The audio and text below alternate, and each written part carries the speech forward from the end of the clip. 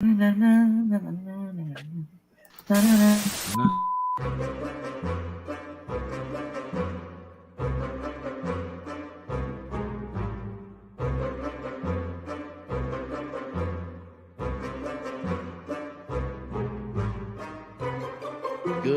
bad.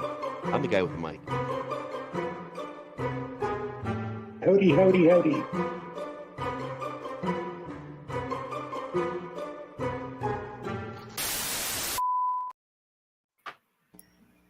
Hello, hello, hello. I love that intro. Hey, everybody. Hey. Oh, hey. Reappearance. Got a squirrel. And for our spooky month, where'd it go? Karma provides. Mia and Karma got me. The big cracks me the fuck up. Oh, wait, I actually have something. He plays a lot of music. So my friend usually doesn't come out until Christmas, but I've been kind of talking to him a little bit, and he's been a little bit lonely this year. So Oddly enough, all the way from the haunt, we've got Just a Sock, JAS. Hello. Hi guys, how's it going? Hello. He'll be back for Christmas though. Funny story about him. You can go back and watch the Christmas walkthrough videos from 2022 on YouTube from our haunt. I actually fell downstairs, our giant staircase that Christmas, and could not physically get out and act. So I jumped up from the bottom of the stairs, looked around. Sean's like, "Dude, what are you gonna do? Are you okay?" And I'm like, reached in my pocket, fished around. There was a sock with googly eyes on it because it was a joke, from the night before. Pulled it out, stuck it into my hand, ran into the haunt, and just hid behind curtains and sat on chairs and shit, and just jump scared people with the sock. And I actually terrified a couple people. The ones I didn't terrify, he was just jumping out of curtains and going, "Jump scare," and that was it. He had a backstory. And if I couldn't scare you, I was just singing really dirty versions of Christmas songs to you and going "Come here, come here," and he would just say terrible fucking things to you. But you would see me 4 or 5 times, through the whole back dark half of the circus, because the sock was just popping out of curtains. But yeah, I've been requested to bring him back this Christmas. That would rock. Bring back the sock. A neighborhood of make-believe cameo. He got kicked out with the boomerang, zoomerang or something. She was like, "No, I want to be the one who insults people. We'll get rid of the sock." I just carry around a sock with googly eyes in my pocket like fucking you do. I carry weird shit on me sometimes, and I never know what's in my pockets. And that was a joke from either earlier that day or the day before. I don't remember why. It was just something I was doing to fuck with some of the kids, cheer them up for Christmas or whatever. And at the haunt, and I just happened to realize it was in the pocket of my costume. There's a locket in my pocket. That's my favorite Dr. Seuss book, actually. To this day, it's when there's a kid born in your family and you get them the kid books, when they're first born. Locket is one of the books that I get for kids. It's that one, and oh my God, what's it called?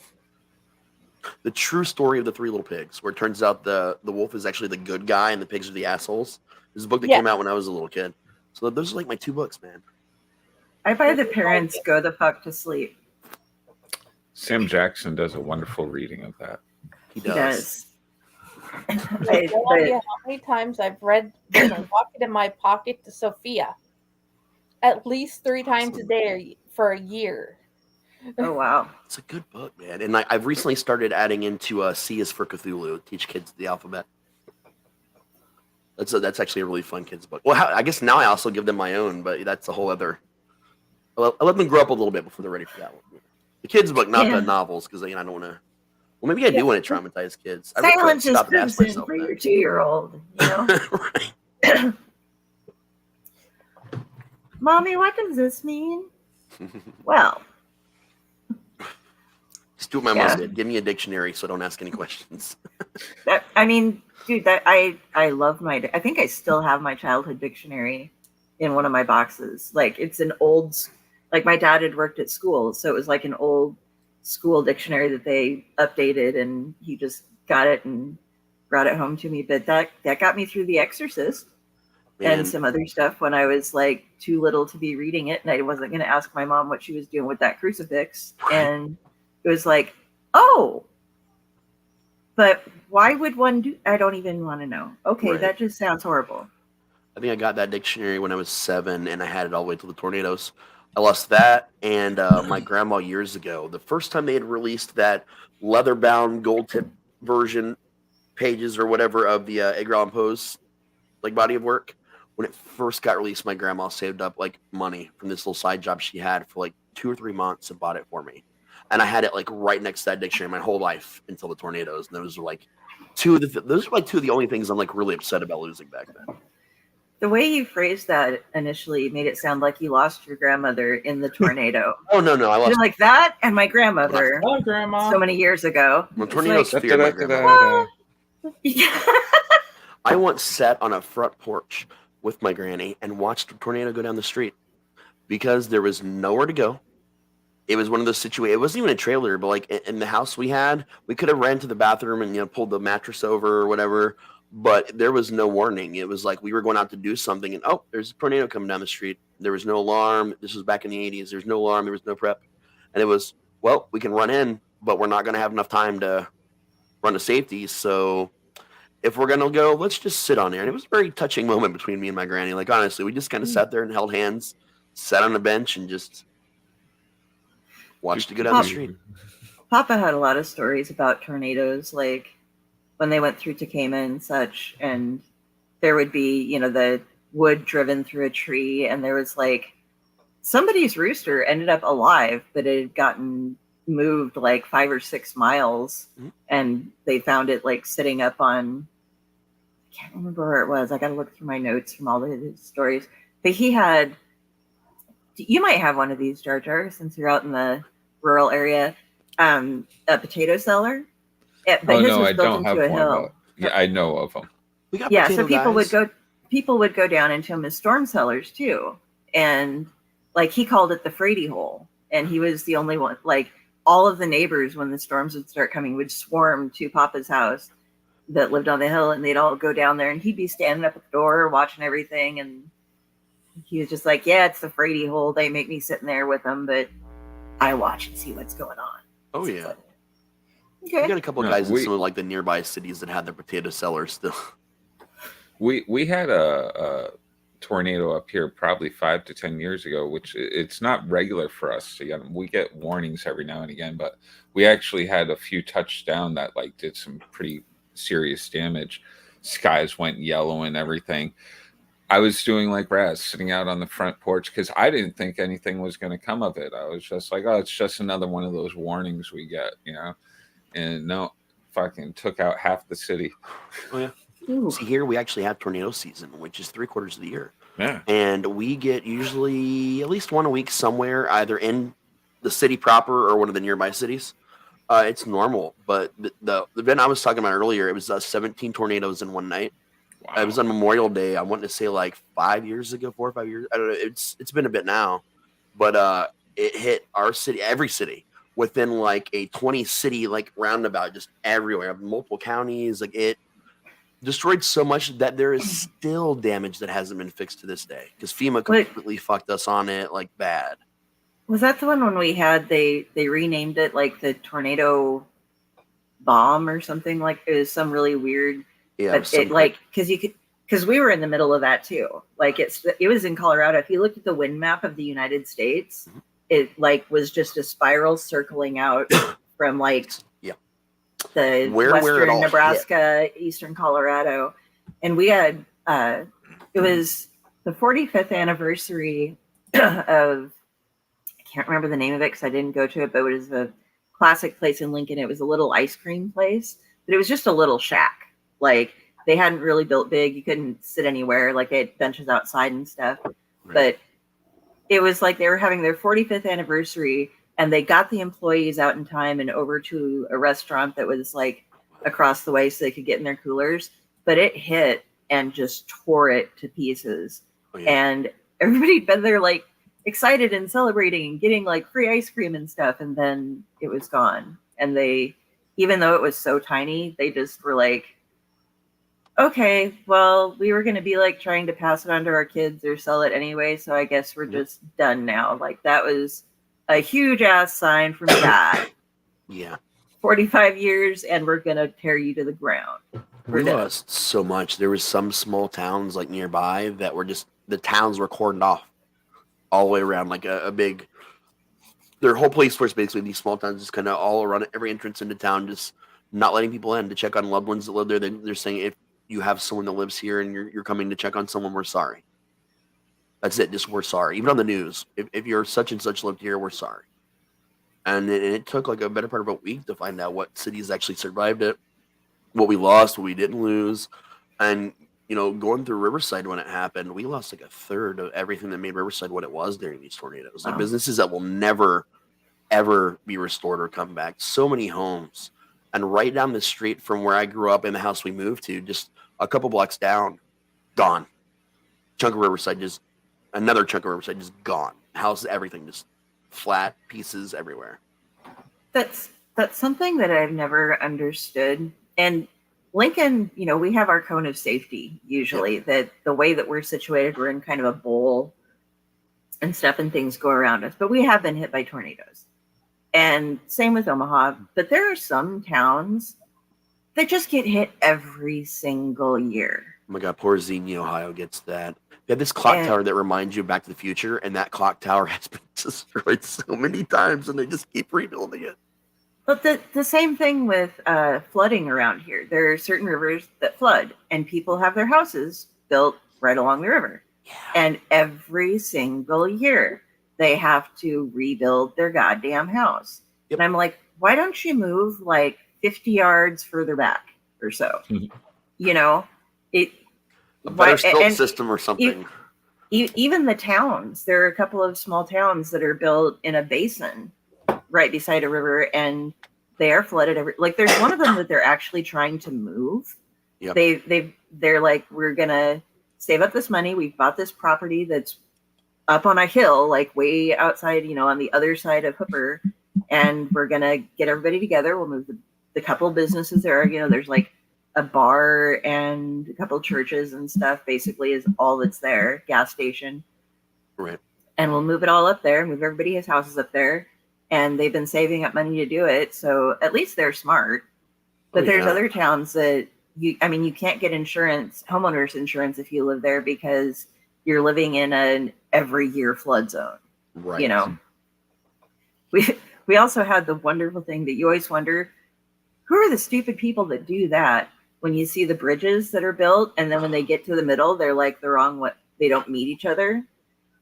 We had one of those happen when one of the rivers that flooded all the time, they decided to rebuild it and build it higher. And of course, they got to the middle and they were like, I mean, it wasn't like a couple inches off. It was like a car lane off. And you're just like, what engineer did you hire? Yeah, well, it's a -1, but you know, and you got to account for concrete, but it's not hard to make a straight line, guys. That's all you were required to do. And even they can make a straight line. Half the bridges in our country aren't supposed to be driven on, and we're still driving on them. Like the big famous one that goes from Ohio to Kentucky, by way of like Cincinnati into like Newport, Kentucky. It is so bad that that bridge has been condemned multiple times just in my lifetime for periods of time until it was structurally fixed, and then every time they cut costs. Every time. And this is a huge fucking bridge, man. An enormous bridge. And it is to this day only rated for a certain amount of cars to be able to traverse it per day. And that's like times by almost 1,000 what actually goes across that every day. I just close my eyes and like, there, I'm sorry, you have to wait until tomorrow. Yeah. You can't cross today. We had the number of crossings done by 7 a.m. So if you take a 10-minute they can't get home either. Right. They're just if you just take a 10-minute detour when you're coming in, like if you're coming in from the south going north, take a 10-minute detour through Newport, Kentucky, go to the small bridge. It's literally just a small bridge that's like maybe a couple car lengths long and it's concrete and it's like low to the ground. It's a part of the river where there's like almost nothing. Go in that way. It's a minor inconvenience, but like it's actually a nice little bridge. that's what I try to do. That little one is actually safe as fuck. And if something goes bad, it's over a part of the river that's not really that strong and it's pretty pretty shallow, so it's not like you're going to get hurt if something happens there, and it's way safer for you. Or Oh, God. cut around Indiana if you're coming from the other direction, and just come into Ohio through Indiana. It's easier. I never checked when we had that really bad flooding that went through a couple of years ago that just like totally destroyed Nebraska completely. Like we were just done. It was okay. Every farmer lost their crops. There were like 5 to 10 feet of sand covering fields. So it's like, oh, you can't plant there. They had cows stuck out in the middle of like water and they're trying to drop, but they're like standing up to their chests. The calves are all dead.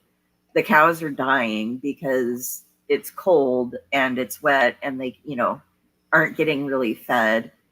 But we had people that caught some good shots. I don't know if they were using drones or if they were just really stupid and brave and were sitting out and stuff, but you could see like historic landmark. Yeah.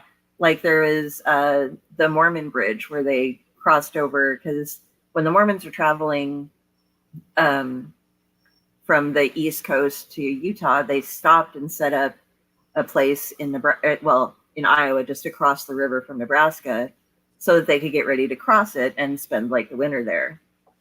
And there's a whole monument and stuff set there. I've been there before and it was really cool.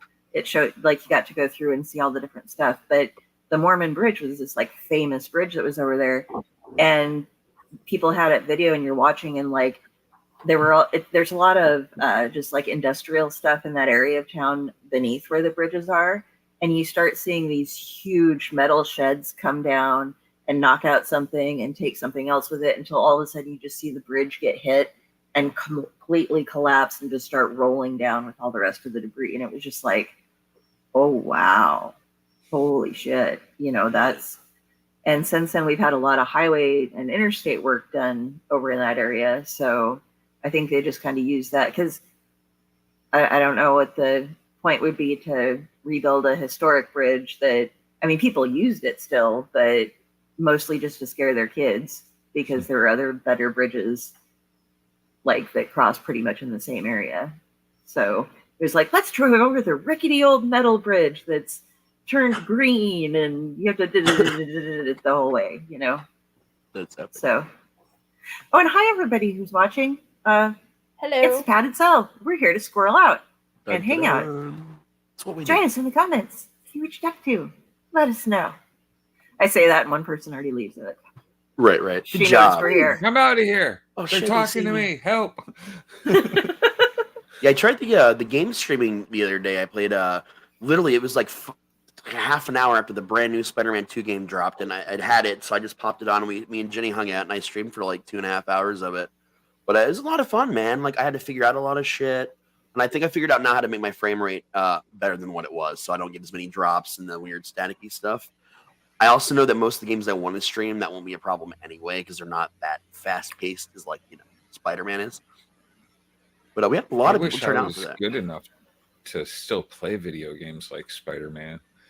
So I have my days, man, like where I'll play and Matt will just in silence watch me. He's like, dude, it's like actually watching Spider-Man swing through the city. I'm really good at it. But then I have days like when I streamed the other day, trying to learn the new ones. It's mostly the same as the other ones, but there's some changes. And I was super high. So I'm just like yelling things at the screen, just fucking running into walls. It was actually, I picked up and got better after a while, but it was pretty funny. Oh, the first one, I couldn't even get past the first Kingpin fight. Like it took me a little bit to get used to that one because Yeah. I haven't played a Spider-Man game in a bit. And the that was controls were way different. hardcore stuff. Don't get me wrong, the game was great. Like I watched my kid play it through and like got to see all the cutscenes and stuff. But yeah, I'm getting too old. My hand-eye coordination just ain't what it used to be. Honestly, jumping on Miles. Miles Morales was a lot easier than the Spider-Man one to play. I thought it was. There was a lot less involved with it, and a lot less sides. There's side stuff a little bit less than there was, so it was a lot easier to like know where you were and what was going on. The controls were just a little bit more simplified and just a little less intense. And they had the extra additional difficulty to take it down and make it easier. And the new one has that too. The new one has like this like Uber mode where basically you hit an enemy a couple times and they're dead. Like it's made for people that haven't played in a while or for like really young kids, like that mode. I didn't play that mode. I went up a little higher, to challenge myself. Liar. I almost did. I was like, what do you guys think in the comment? Yeah, we had a good turnout for that one. I couldn't watch it. I'm sorry. I tried. Like I was tuning in, and it was just like it was fucking with me. So I was just like, I can't watch. And I was like, I can't Parts of it's join you smooth, and but- just not even be on the screen. Like Yeah, I wouldn't know what you were talking about. I'd be like, yeah, okay, well, you're doing that. I'm gonna I don't mostly know. I was just making I love Research. you guys know I love Spider-Man, but I was just like getting into it, making fun of dialogue, just like saying fucked up shit to people like when I was swinging around. I was just enjoying my time like I normally do when I play games. And I do that shit when I'm playing by myself. Like I'm hollering at the screen, I'm making fun of their shit. I just do it with every game I play to amuse myself. Do you get to taunt like your quip? Can you if you're Peter Parker like try to attract an enemy's attention by throwing up a random quip? Sadly, that would be a but fun game. I thing do that to do. anyway. I just do it. I would watch you play. It's a lot of fun, man. Next time we'll probably play some horror stuff, and me and Matt play Madden sometimes too. So maybe some of that. But have you tried out that new Chainsaw Massacre game? Oh yeah, we'll stream that too because I've owned that since I had that. I actually got the pre-release of that too. Is it any good? My wife's favorite. Oh, I like it a lot, man. Like I haven't tried it. It was on Game Pass. I don't know if it's still up there, but like I ended up buying it on PlayStation, so I don't know where it's. I don't pay attention. But no, I mean, like, did you like the Friday the 13th game they did? I haven't played it. I don't think. It's unless been you're done talking for a about while the now. one from Nintendo. No. Like like, I remember playing that one. Obsessed. Like it was amazing. It really was Friday the 13th. They had the different Jasons, the different characters. Wow. There was a way to kill Jason if you went and got Pamela's sweater from the shack and all this other stuff. There was tapes you could find. It was a really intense, awesome game. But because of the rights issue with I Warney, think I have tanked. played that one. That's the one where like you can watch people in video and they get offed and stuff, right? Yeah. Some of it's that, yeah. But it was a really good game, and then because of the rights issue, the company couldn't do it anymore because legally suddenly they weren't allowed. So they kind of killed it, like let the servers go. If you own the game, you could still play it with your friends in like private matches, but it's done. And then they turned around and said, okay, let's do Texas Chainsaw next. So it's that same company. I think Gun Media is who does it, and it's pretty good so far. And they haven't even released a bunch of content for it yet, like they're planning to. So even the base game is really nice. It plays easy. There's 3 killers, so there's actually 3 bad guys who run around to kill everybody, and it's a lot of fun. We have fun with it. I'll have to check that out. And I've been playing Security Breach. The last game they did for Five Nights at Freddy's. We're almost through that one finally. Oh, you're gonna laugh at me for what I'm playing. I'm playing some Disneyland adventure game. Oh, dude! Oh my god! Is it the one where you have to like farm and like meet people and do all kinds of shit? Dreamlight Valley. Yeah, that's the one. I love that game. I own that game, dude. Okay. I love games like those. Are my chill games. See, I feel stupid playing like these games, but I'm like, man, I when I sit back and play games, man, it constantly dying in a game is no fun. You get all mad and it takes you out of the game. So like I've been finding games that like, well, I don't die. I'm playing Marvel Puzzle Quest, and I'm I'm doing my best not to fall into microtransaction hell, because it's so easy to be like, oh, I want to get this one, but I have to pay this many hero points, and I'm earning them so slowly. And I have to, you get the comic book covers and they only last for 2 weeks. And like, it starts off, it's 200 hero coins to open a slot to put them in.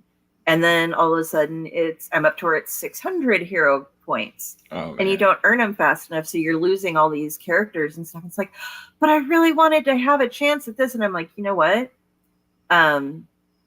I can wait, because I bet you I will get that cover again in the future. It's not like it's the only time they're doing it. So but if you do, like, there's something you can buy for like $2 a month. And if you spend that $2 a month, you get a chance at every single match that you play. There's a chance at a bonus award. And you usually get multiple bonus awards throughout one day's worth of sessions of questing that you can do. So it's worth the like extra $2 a month, but I'm not doing any more than that. I'm like, nope, no matter how much I want this, I'm not going to spend the money on it because got to learn to control that, you know, and be able to go a day without doing it. You know, I do make sure I hop on because there's a daily reward. Oh yeah, I gotta get your daily rewards. But other than that, yeah, it's like I can skip things. I don't have to do that. I do that for Monopoly Go every day. Log Monopoly on just to make sure I get my dice. Yeah, I think a lot of the games that I spend the most on are like Dreamlight Valley, to be completely honest with you. My time at Portia is probably my favorite of all time of those games. It's fucking brilliant, man. It's like a very light RPG in action, but it's also farming, it's building, because you're an inventor machinist, so you have to build things to help develop the whole city yourself.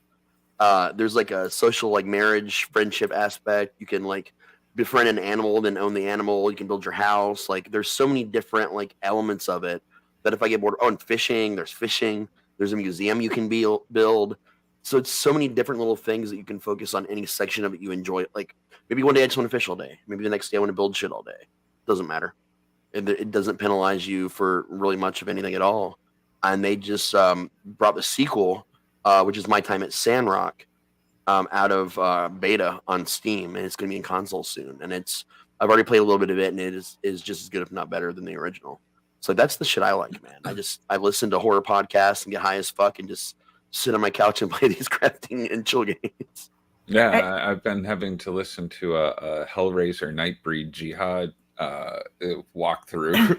So I've been playing, doing that, listening to that. I'm like, dude, for real, that comic has me so confused. I've never read a comic where I'm just like, I've read comics where I'm like, I hate this, but this comic, I like it, but I have no idea what the hell's going on. There's so many names and like, and they use multiple names for the same person. Yeah, because sometimes they're using their name, sometimes they're using a title or a nickname, but because it's Dan, Dan is exceptionally well read. If you haven't noticed, he started posting pictures of his stacks of esoteric and occult literature on Facebook. Yeah, I recently. saw that actually. Yeah, and so when you go through, and that's how Clive writes too.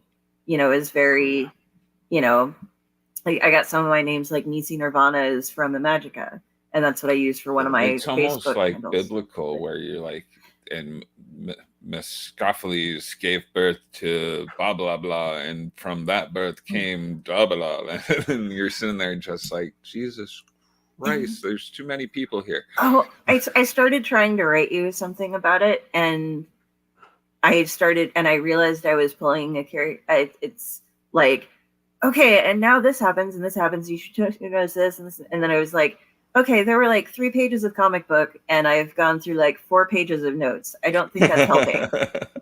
So, but yeah, like they have different gods that they're, because like they refer to the Chatterer at one point as Mictlantecuhtli, and that was an Aztec god of the dead who one of his other aspects is known as Broken Face, which is where you can pull him into being the Chatterer. And it's like, and I'm giving you all of this stuff, and I'm just like, but you really don't need to know that because I say it once, and all you need to know is that that's just one of the names he goes by. So you don't need the Aztecan history of their pantheons, which is what I'm like, oh yeah. And then I mean, one day I may, but today it's just like, I gotta get through the comic. Yeah. It's 2 comics and I've spent over a week on them. I'm just like, something's wrong with me. No, it's, I forgot about the fact that just because I've started, you know, like I read everything by Clive Barker and I've read all of these other comics and I know all this extra shit, it's not as easy to jump in as a Batman or something. It's like, it's a very niche comic, but I didn't want him to have to talk about Daredevil again, you know? Again. Oh, you know, Bruce going to make him talk about Daredevil. Oh, yeah, I mean, we'll make him talk about Daredevil, but he really loves being able to talk about the Barkerverse because he was like a part of a brand new thing with that. And it's just like, all he gets to do is talk about Daredevil. Poor man. You like that some weird chat started on its own when with this weird Yeah, I group chat. don't even understand what that Peter was. doesn't know it. I don't It know where it just- came from because I got added to it too, and I didn't want to leave it because I didn't want to like piss anyone off. But like I didn't know. I don't understand what it even is. No, I'm nobody waiting, knows. biding my time to leave it. Okay, Facebook has been making chats for all the groups, random events. If Oh, something happened, something was big enough in it that it triggered this needs its own chat. oh. So it just randomly it's triggered a chat for all the groups we have. I wonder if it's because Okay. we've all been sharing it and stuff. The actual event. That could be. I mean, I made sure when I got added to it to put in links for different stuff, you know. Yeah, I'm So like that trying to make small talk. I'm like, hey. yeah, at least people are I like, may have said hi once, but I usually leave those groups immediately if I get added to a group. I'm like, Oh, me too. if it's not podcasting related directly, or it's not haunt related, or a family thing, Yeah, I'm the just only not in reason it, I like- stayed in it because it said splash pages. I was like, oh Right. shit. I'm Yeah. kind of like one of the people that are supposed to be here, right? see, I can leave, Jeremy. You can't. You're stuck, buddy. Damn them. one of us. We have to say that. After haunt season, if possible, the Owlite Library, if you guys can add what y'all think about, add books that y'all like and give a brief idea of why you like them. Any books? I've got lots I Okay. can add for sure. Well, Some and- authors we're Here's hopefully going to be my getting. things. As soon as they get their haunt season, there's a lot of authors I'm going to talk to you guys about grabbing. I talked about them before, like when we were talking about our, next season, which is this season, that show we did. And I've been reaching out to them. It's just a matter of like getting with you guys and kind of setting it all up and scheduling stuff. But definitely got a lot. Yeah. Okay. There is so much coming up, people. It will be fun. So and much. Thursday is going to be a very long day. Especially for me, yes. I'm sorry, Oh, but part of it's celebrating you. It's all celebrating, really, kind of. So Well, I got to get up at 6 a.m. and then I got to go to the haunt and help do a lot of makeup and jump in character because like 12 of us are showing up with the owner, with Fred, because the local news channel wants to do like 3 video segments on the haunt.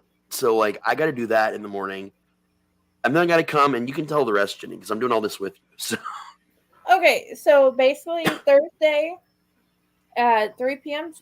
Central, we are doing the Unprinted Pages episode with Raz and Melanie D.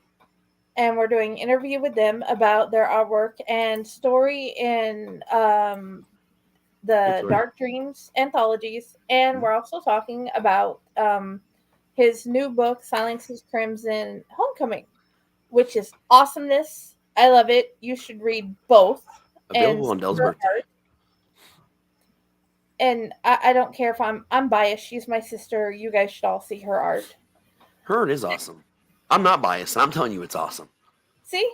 Okay. And then later that night, we are doing the Dark Dreams release party, where I'm hoping to get as many artists, poets, and authors to come join us and talk about the anthologies. Join And us.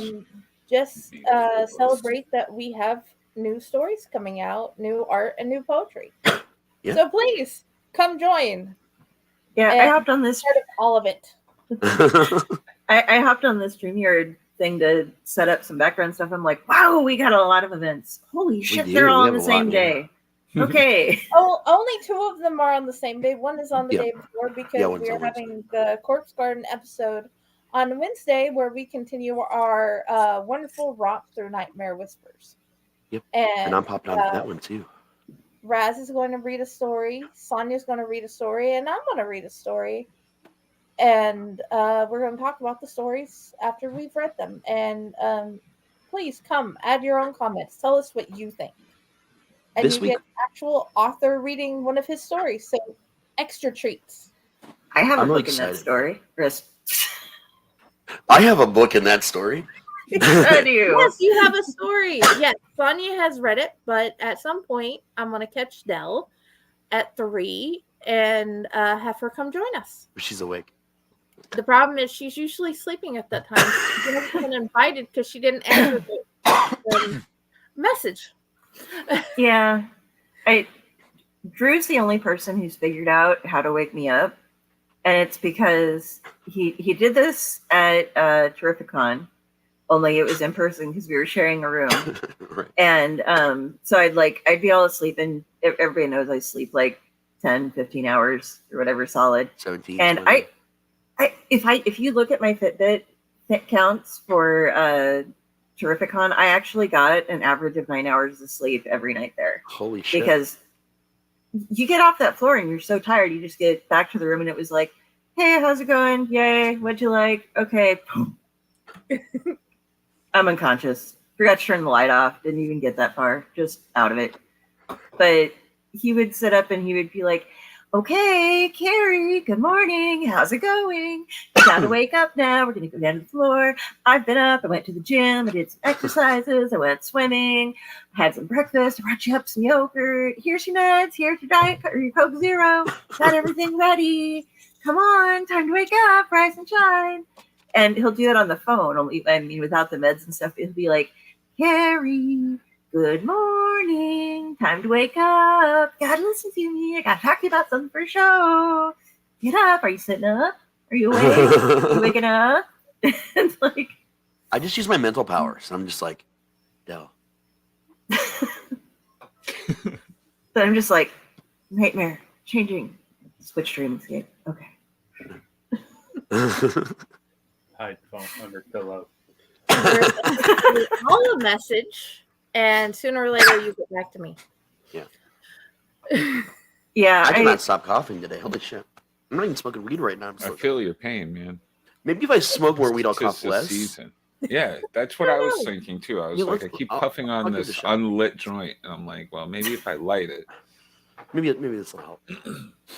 We'll see. If you were closer, I would give you Dayquil. I've got There you go. I've been sick since the week before weekend 2 of the haunt back in September, like early September, and it's getting better. But now all the congestion is just right here. It's just right here, and I keep buying over the counter shit left and right, taking it all. I feel good for a day or two, and then the weekend hits, and I run myself to death, and then I'm sick again by like Sunday. So it's one of those years, man. The allergy shit has been like the pollen counts have been crazy here in Ohio, like more than usual. Like it's nuts. I think it's kind of everywhere, to be honest, is what it seems It like. is. I got 2 kids that's always snotty, and I'm not saying they're snotty as an attitude. Well, Dante, when his head is hurting, give him the Dayquil, the kid Dayquil, that is, and then he's less of a snotty attitude person. Does There he you go So out? he gets crying and he gets upset, and then he doesn't want to do anything. And I'm like, we gotta fix this. And then about 45 minutes later, after I finally talk him into taking it, he's Dante again. See, that's why you give them adult NyQuil with like a quarter shot of moonshine, so they just sleep half the night. Yes. That's what they did to us when I was growing up. I mean, See, I sometimes turned I out think our okay. parents did okay. I was like, We yeah, just made our own yeah. cough medicine. I still See- do it. yeah, yep. I got a good mix Toddlers for on, it actually. If you take go ahead. Oh, toddlers on Benadryl. There's nothing like it. Watching them Oh, just yeah. like hit a wall, land on the diaper, stand back up again, wobble a little bit more. Benadryl, and he just goes, lays down in his bed, finds the dog in Cthulhu, and goes to sleep. The dog is usually Sky from Paw Patrol. Nice. Cough syrup wise, best one I ever made. Slow Gin, Southern Comfort, Amaretto, and Figo Cola. And it's got to be Figo Cola because Faygo. it's the only one that actually tastes the same flat as it does when you first open it. I don't know why, but it's weird like that. But if you do that and then you put it in the fridge overnight, like not 24 hours, just overnight, it is like the consistency of cough syrup, but it actually tastes like cherry cola. And you And wake up and it's highly wake alcoholic. up. And it's called Hallelujah. 'Cause you wake up and you're like, Hallelujah after you drink it. See? My mic over here. I'm so excited. It is slightly different. Hallelujah. What do you make, Josh? I usually make crush up some about half a mason jar worth of peppermint. Cover that with whatever whiskey I have on hand at time. fully dissolve it, all of it, and mix in honey and lemon juice and let that sit up for about a month and a half. Good If I- call. That sounds awesome. I've only done it a few times, but if I get the mixture just right, it has this beautiful, clear crimson color that never separates. Ooh. Dude, you should make I some like of that that. and then let me infuse it with THC and see what There happens. you go. I would I'm really love good I'll at be to. asleep for about a week. Our family thing is hot and sour soup for everything because you get the chicken Yes, they fat are. or the fat from whatever protein they use in it, Yep. as well as the ginger and then the peppers that help clean out everything that's in you. Michelle does And too. I'll do that, or else I'll do pineapple, ginger, and a bit of cinnamon just to take it off. Maybe a little bit of honey in that. But yeah, ginger will cure all, in my opinion. I just chugged NyQuil, but I agree. Ginger does cure all. Like for sore throat season, I love to make Oh, yeah. ginger tea. Like I get a little bit of candy honey. Ginger and honey mix, man, is Yeah. always nice. Honestly, And the most other- time I just stay sick, and I just decide my body's going to get over it or it's not. I got shit to do. That's what I think I do most of the time. Pretty much. That is what The I other- do. if you eat enough ginger, also you will repel mosquitoes because it will has a slight like they can smell it through your pores. Like you don't walk around reeking of ginger, but mosquitoes are sensitive to that kind of stuff. You know, when they get and they don't like it, so they will not bite you. So eat ginger candy and stuff when you're. I've made candy ginger before. It's pretty easy. You can buy it at a lot of stores now. Certain Not up types here of in the north. tobacco also will just straight up either kill mosquitoes or they will avoid it. And a Mm. lot of Native American tobaccos, in fact, are almost mosquito and like flying insect repellent. So honestly, I don't get bothered much. I just smoke my 10 packs a day and just outside and just blow it around me a little bit, and you see 10 of them fall from the sky, and they're like, yeah, the rest are like, yeah, don't go over by that guy. Plus, you'll trip for like the rest of your tiny little life if you ingest his blood anyway. So, you know. That was something I was going to ask a couple weeks ago when you guys, Jeremy had, I can't remember her name, but the entomologist on the show on I Still can't Token remember her with. name either. But she was awesome, and they were talking about different stuff. And I asked her that one weird question, then it all kind of got sidetracked. But it was good. I was going to be like, so could the mosquito thing for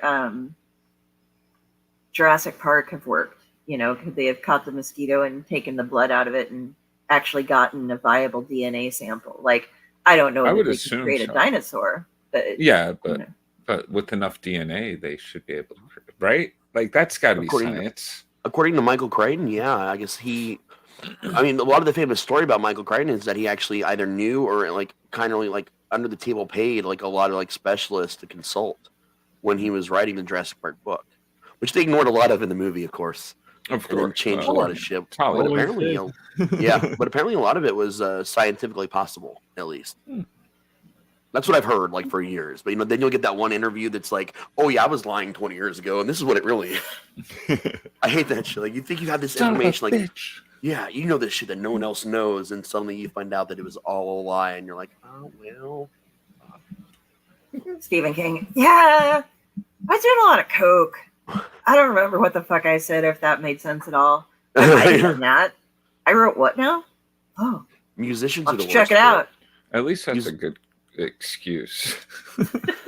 I'd say I musicians accept and that one. wrestlers are the worst at interviews. Oh, yeah. Because what they tell you depends on how sober they are and what year they tell you. Because like 10 years, here's the tell-all where everything I told you I was lying about. Then an interview a week later. Oh yeah, I was on so much shit when I wrote that book. I don't even know what's in it, but it was probably all lies. Either that or what wrestlers, how many times they've been hit in the head between All right. what they're telling Many. or the interview. Well, Mark Calloway, Undertaker's got this new podcast he's coming out with. It's like a podcast that's on. I forget which fan site it is right now. It's kind of like Ko-Fi, but it's the more famous one. OnlyFans. Yes. He's giving What away is underwear. Mr. Pot? No, it's one of those. There's like a Dirty paywall for Undertaker fans, undies. but it's one of those sort of situations. And I was reading about it today, where he's finally going to tell the true stories about all these things, and it's like, man, Mark, like I love you, dude, but you've already told us the true story of a lot of these things. So are we now led to believe that all these documentaries you've done, the book you did, are we just going to pull from that, or are you telling us you lied about some of that, or are there just more details to it than what we knew before? Like, it's very unclear right now, but I'm kind of interested to see where it goes. My biggest complaint about wrestlers, not that I'm complaining about them or anything, but every time I was going to try to interview some at either shows or whatever, they're the people that will ask you to pay money for interviews, and I'm just like, look, I have no money. I got nothing. Yeah. I'm just a poor guy with a camera. I'll You'll put see you on that the even- internet, though. Yeah. I got exposure for you. You'll see that even more with the indie wrestlers or like the smaller time big guys, because like half of them are living out of their van, man, like Oh, yeah. or whatever, and they're at the convention because they've got to make X amount of money to even be able to drive to the next one or the next show. It's I understand that completely. tough. It's tough. Excuse me, could you hitch my van up to the back of your truck and get me at least this far? See, that I could do. I could be like, yeah, I'll give you an interview if you need a ride. What's going on? Right. The ones at Terrificon, though, they were really cool. They was it for Coop's friend or J-Bo's friend that they I think it was put for together. Coop's friend. They put together a bunch of stuff and signed it, and like they all got off and did a thing for him. So Nice. I think so. they are the nicest crowd. I was the one who did the recording for that panel, and as far as like making sure every person in the audience got to ask any question that they wanted to do as far as the time frame allowed. And I noticed that there were a lot of people there who were disabled in some way, and it was harder for them to be able to speak. And so they didn't, expect people to get all the way up and get over to the microphone. They'd bring the mic to them and Right. made sure that they took the time and made sure everybody got to answer. And I thought that was just really great. That's cool. Because Oh yeah, man. yeah, I mean, and it's not that I didn't see people being patient and allowing things in other ones, but it seemed like that was just the audience that had the most level of questions of that type that were going on. What I noticed Yeah. going to all the cons the years I've done it is it's the haunters, the horror folks, and the wrestlers. Any con you go to are always usually the kindest, the most Oh, yeah. willing to just do whatever random shit you want them to. Hey, my uncle's nephew's cousin is getting married today. Will you make this phone call to them and congratulate them? Fucking do it. Like just weird shit. Like those three communities, man, it doesn't matter what they're doing. When you ask them, they'll just do it. Like fucking Jamie Kennedy was once on a break and found out that it was my birthday and jumped over the table and ditched his lunch behind him like this and came up to this little video I was shooting and got up like up in the video like with me. I didn't even know. He just got up there with me and grabbed me and did this whole thing with me. Nice. And I was like, thanks, man. Like we talked for a few minutes. He was like, I was like, I wasn't gonna bother you. It's your break. And he was like, dude, it's your fucking birthday. Like fuck my burger. See, that's awesome. But there's a million stories of that. Like everybody's got him with like those three groups for some reason. I don't know why. Going to Comic Cons, I can give you the exact opposite stories. Like, Oh yeah. I got a ton of them. From like Comic-Cons. a person that goes by the name of Bob Geifeld, but that's not his real name. Don't bother that dude when he's eating lunch. That is a scene. Oh, there, And there, none of there are them some credit in these for it. communities that are like that. There's a few here and there, but I think I've gotten the worst responses or seen the most disinterested people at panels and tables at comic and sci-fi conventions specifically. No, I always wonder too, because like you'll hear guys talking about how bad a show is, but they're sitting there at their table just looking at their friggin' phone the whole time. And I'm just like, you're not interacting with anybody. Not to say that the interactions will bring you money, but it definitely will bring you a little bit closer. At least let you have a good time at the con. Like, I don't know. It's odd. And more man. people will talk about you like, oh, hey, yeah, he did this to me or me. Whoa, no. Crazy. Now we're getting into a different Um, kind of convention. Whoa. No, like I was saying, like Comic-Con after the one dark. guy jumped up into your interview. He did, but yeah, no, for me or interacted with me in some way, you know, and so like, yeah, you should check them out. So if you do not want to be at a Comic-Con, don't go there. Oh, one the of different- my favorite interviews that Drew did last at Terrificon was with Belant. What's his first name? I can't even. But he was just handing out friggin' prints and stuff to everybody that came around. Yep. I'm just like, that's the nicest thing, you know. I'm not saying everybody can do it, but like, Right. he went out of his way to make sure everybody had an experience with him. Right. Art I love that Baltazar shit. does that too. Art is great. He does those little sketches, and he said that he likes to make sure he has a bunch of them ready, and he'll like sell them for $1, or else just if it's little kids, he just gives each one of them, like lets them pick one out. Yeah. And stuff. So yeah, Art's awesome. I've subscribed to his channel. He does some fun stuff on YouTube. He's got some hysterical videos and stuff he made, I think or people him at and his cons little and- crewmate.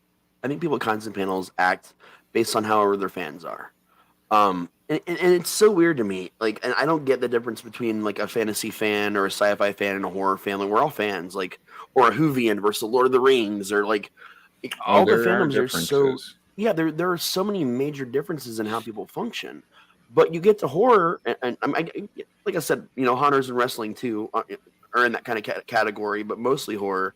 To where it's like, okay, these people are just as neurodivergent as we are, the fans versus the table folks or the panelists, but they're burying so much weird shit in horror because horror is just weird, man. It's kind of got a little bit of all the other genres in it, and we kind of lay it all out there for everybody and who we are. It can be very emotional even, and we just don't care anymore. And then we get the fans that also don't care anymore, that they're just there. I'm there. I'm excited. They're excited. Vice versa. And it's just like, fuck it. We're here now. And we're going to be excited about you. And then what you were talking about earlier, the people that are they show up, they have a table and they're afraid to talk, or the fans that show up and they're just kind of, not really, there's that wall there. Whereas Whovians, and I'm a Whovian too, will just yell at you for everything that was wrong. I'm not that kind of Whovian, but I know a lot of Whovian cultures that way. We had a TARDIS a couple of yards away from where we were set up. So like the one guy was always like, go to the TARDIS and take a left. I'm the second booth from there, or whatever. It's like, okay. Well, everybody was TARDIS, getting pictures with the landmark. TARDIS. Yeah. Okay, you go by. I can't remember the name of the painting from Ghostbusters 2, but that was a big setup as well for landmark stuff to go by. Like I'm between the TARDIS and this over here, so people can find you. I see a lot of weird hate in the Ghostbusters culture too, like just the fans. Like, it's weird because what I'm seeing is that girl movie got destroyed. And I'm going to be honest, I enjoyed it. I thought it was amusing. Fine. It was funny, and Kate McKinnon to me was that whole movie. Her is like the weird version of Egon. Yeah. No, I thought it was great. Like, yeah, even the ending. Like, what I wish they hadn't done though, the only misstep for me was that they brought back a lot of the original folks as different characters. If they'd have just done Ghost Corps then, like Dan Aykroyd always wanted to do, and just started it with that, and just had them play a version of themselves, or even just in mentions, I think that would have fixed the whole, like, a lot of it, and we could consider it canon. And I would love that. But now they're like, only one was good, and we all have to face the fact that it should have only been one movie ever. Like, I'm seeing that, like, by hardcore fans, like, just in these last couple weeks, it's bad. Like, and it's tripping me out, man, because I like all of them. I don't care. I love all of them. Well, it doesn't help that the gal who played the subway worker, who is the historian, just came out with a book, and she just like 4 or 5 years ago, it was news that the guy who remade him again, who it was his dad who made. Sorry, Drew, I have no concept of Ghostbuster lore, but whoever directed him or whatever back in the day, his son took over now and said that they were bringing it back to feed the fans the way it's supposed to. Right, there you go. Reitman. Right. Okay. Raimi's Evil Dead / Marvel. Oh yeah.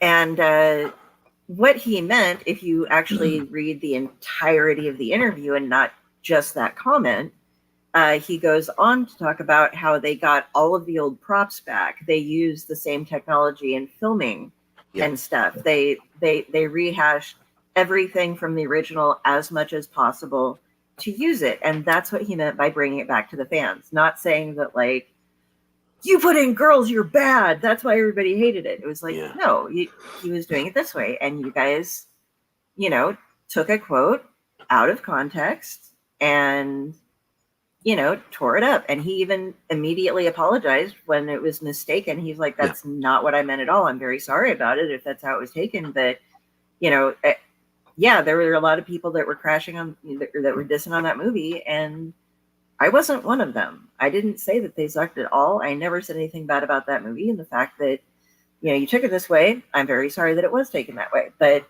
that's not what I meant. And now that she released a book, she brought up that controversy again and like put it fresh out there. So now it's all becoming a big hubbub of just drama in order to sell a book.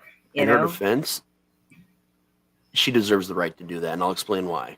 You're talking about Leslie Jones, who's an SNL alum, like most of the cast of the movie was. Melissa McCarthy, she still hosted a lot. So, I mean, it's a big can't talk. It was an SNL thing. Okay, I don't know much about SNL past like Belushi days. Oh, I know everything up until probably like the last 10 years, and even that I know like chunks of. But she's a fantastic comedian, Leslie Jones, honestly. She was a pretty good person. Around that time, all of them started getting, hate mail, hate messages. Obviously a female-led Ghostbuster group. It was bad. It fundamentally destroyed all the women in that movie in odd ways. And they talk about it frequently. Like, they all had different experiences with it.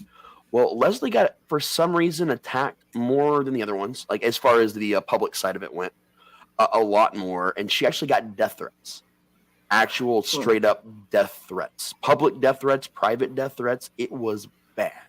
Because then it wasn't just because she was a woman, it's because she was African American as well. Totally ignoring the fact, of the character, she was portraying. Like, it was ridiculous. And she had a nervous breakdown, an actual straight up, pretty public and several more in private nervous breakdowns over the backlash of that movie.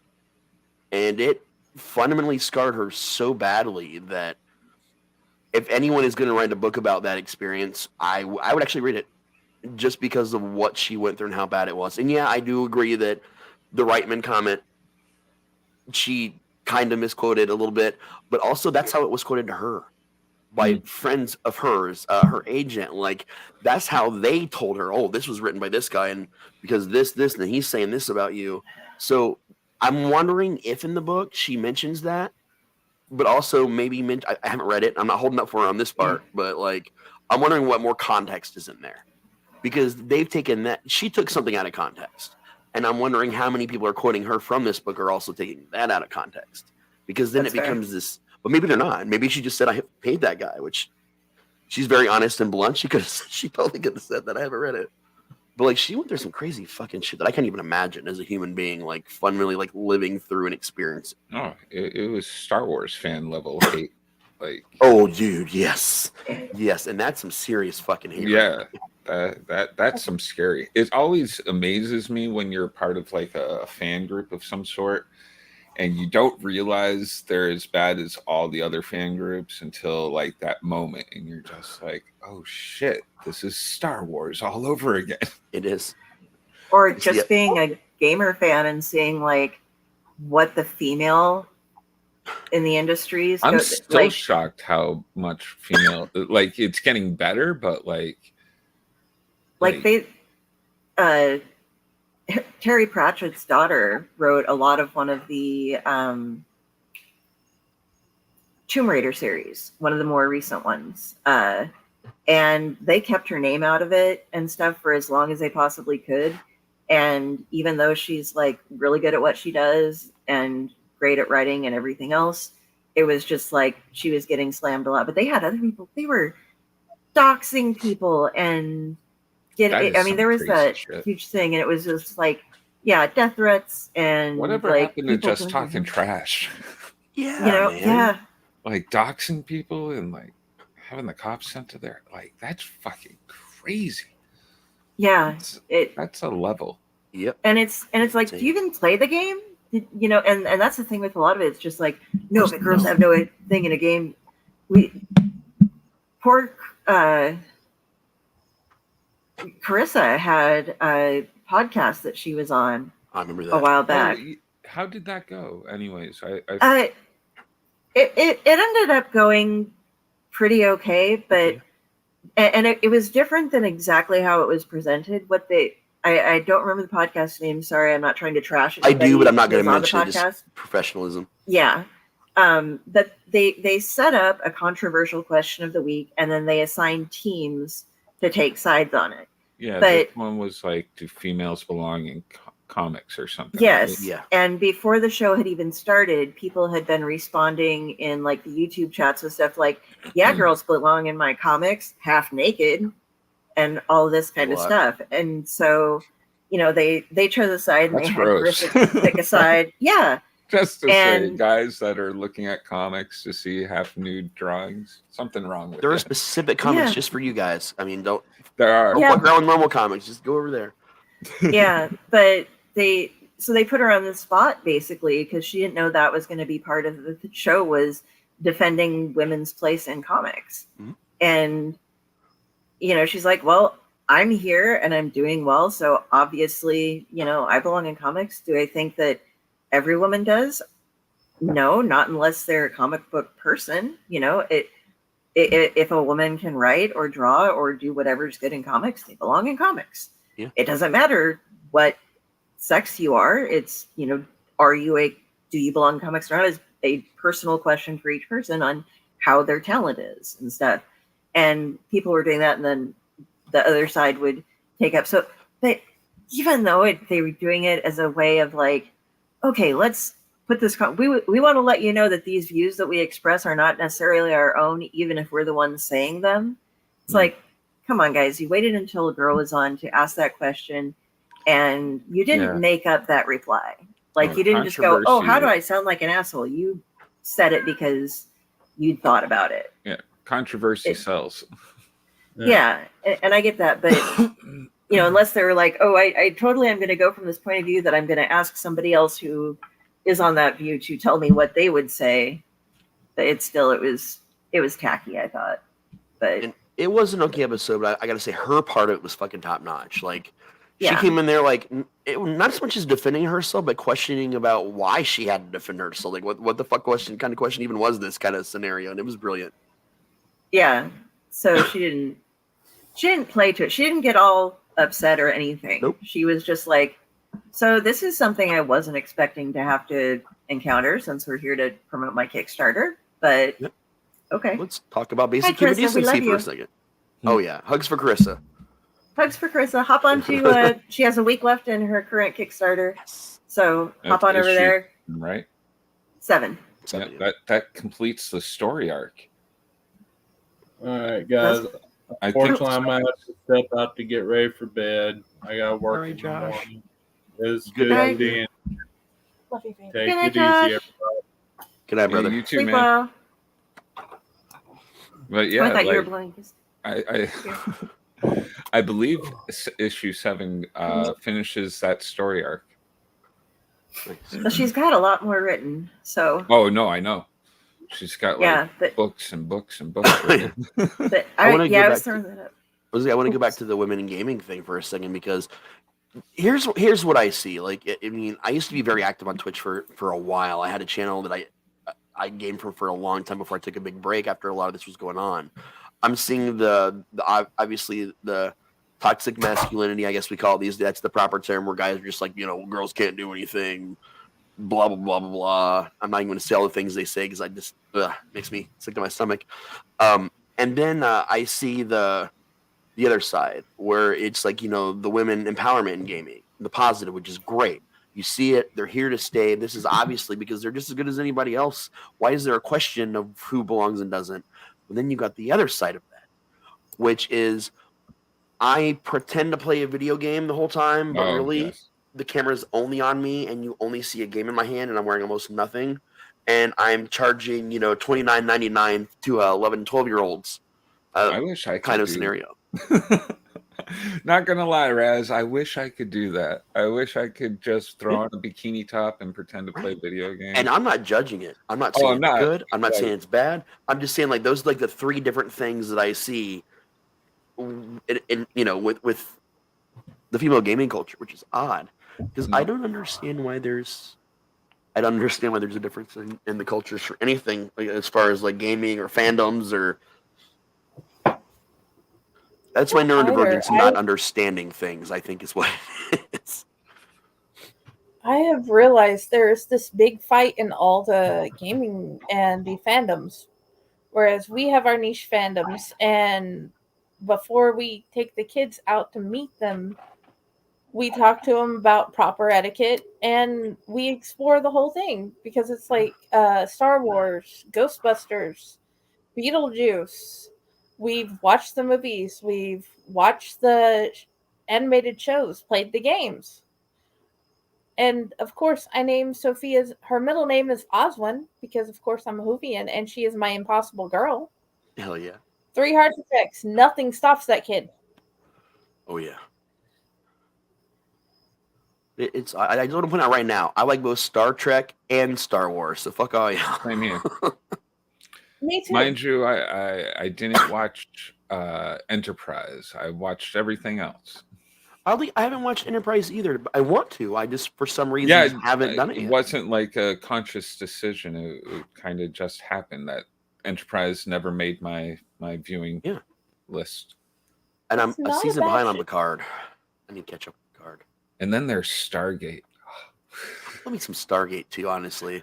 Oh, Like, I was so disappointed. They had a season out, Discovery, I think it was called, and I didn't get to it see was that. so good. And it got canceled after a season. But I've only seen the movie and all of the original show, and a little bit of that. What is it? SG-1 or what is SG-1 the original? I think SG-1 was the original. I watched that SG-1 and was the original. Atlantis with my kid. Stargate Universe was the other one. Okay, SG-1 is the only one I watched all of and the movie, and I love those. And again, I'll go back and watch all the other ones at some point for sure. There's multiple movies to SG-1 actually. Is there? Oh, I've yeah. always seen- Yeah. I just remember the original Yeah. Stargate movie with Kurt Russell. They've added movies with the characters from the series as well. Okay. Yeah. I need to go back and watch those too now. But I also, if I was thinking about Stargate, I also have to watch the South Park Imagination Land run because that's how the adults get to Imagination Land. Is they find a Stargate and Kurt Russell shows up. That's fantastic. I haven't watched South Park in probably 10 years, I am, which is amazing, and they're still coming out with episodes. oh, dude, they just did a Lord. giant deal. Was it 2 years ago?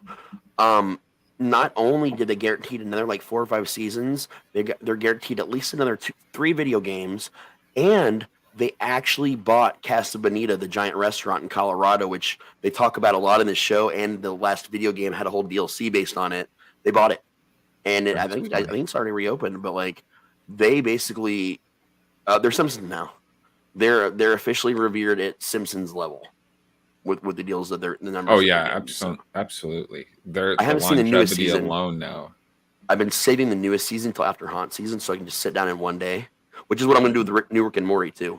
I'm going to get together just like in one day and watch all the new season of South Park and all the new season of Rick and Morty. Just one day. Yeah, I gotta catch up on Rick and Morty. I'm like a season or 2 behind. Definitely me too. And that's some I think crazy just shit too. one. Yeah. Because You Dan ever- Harmon just did his first big interview in years. Because he ever he was seen, an asshole in the limelight for a long time. Harmon did a little indie show where he played D&D. Harmontown.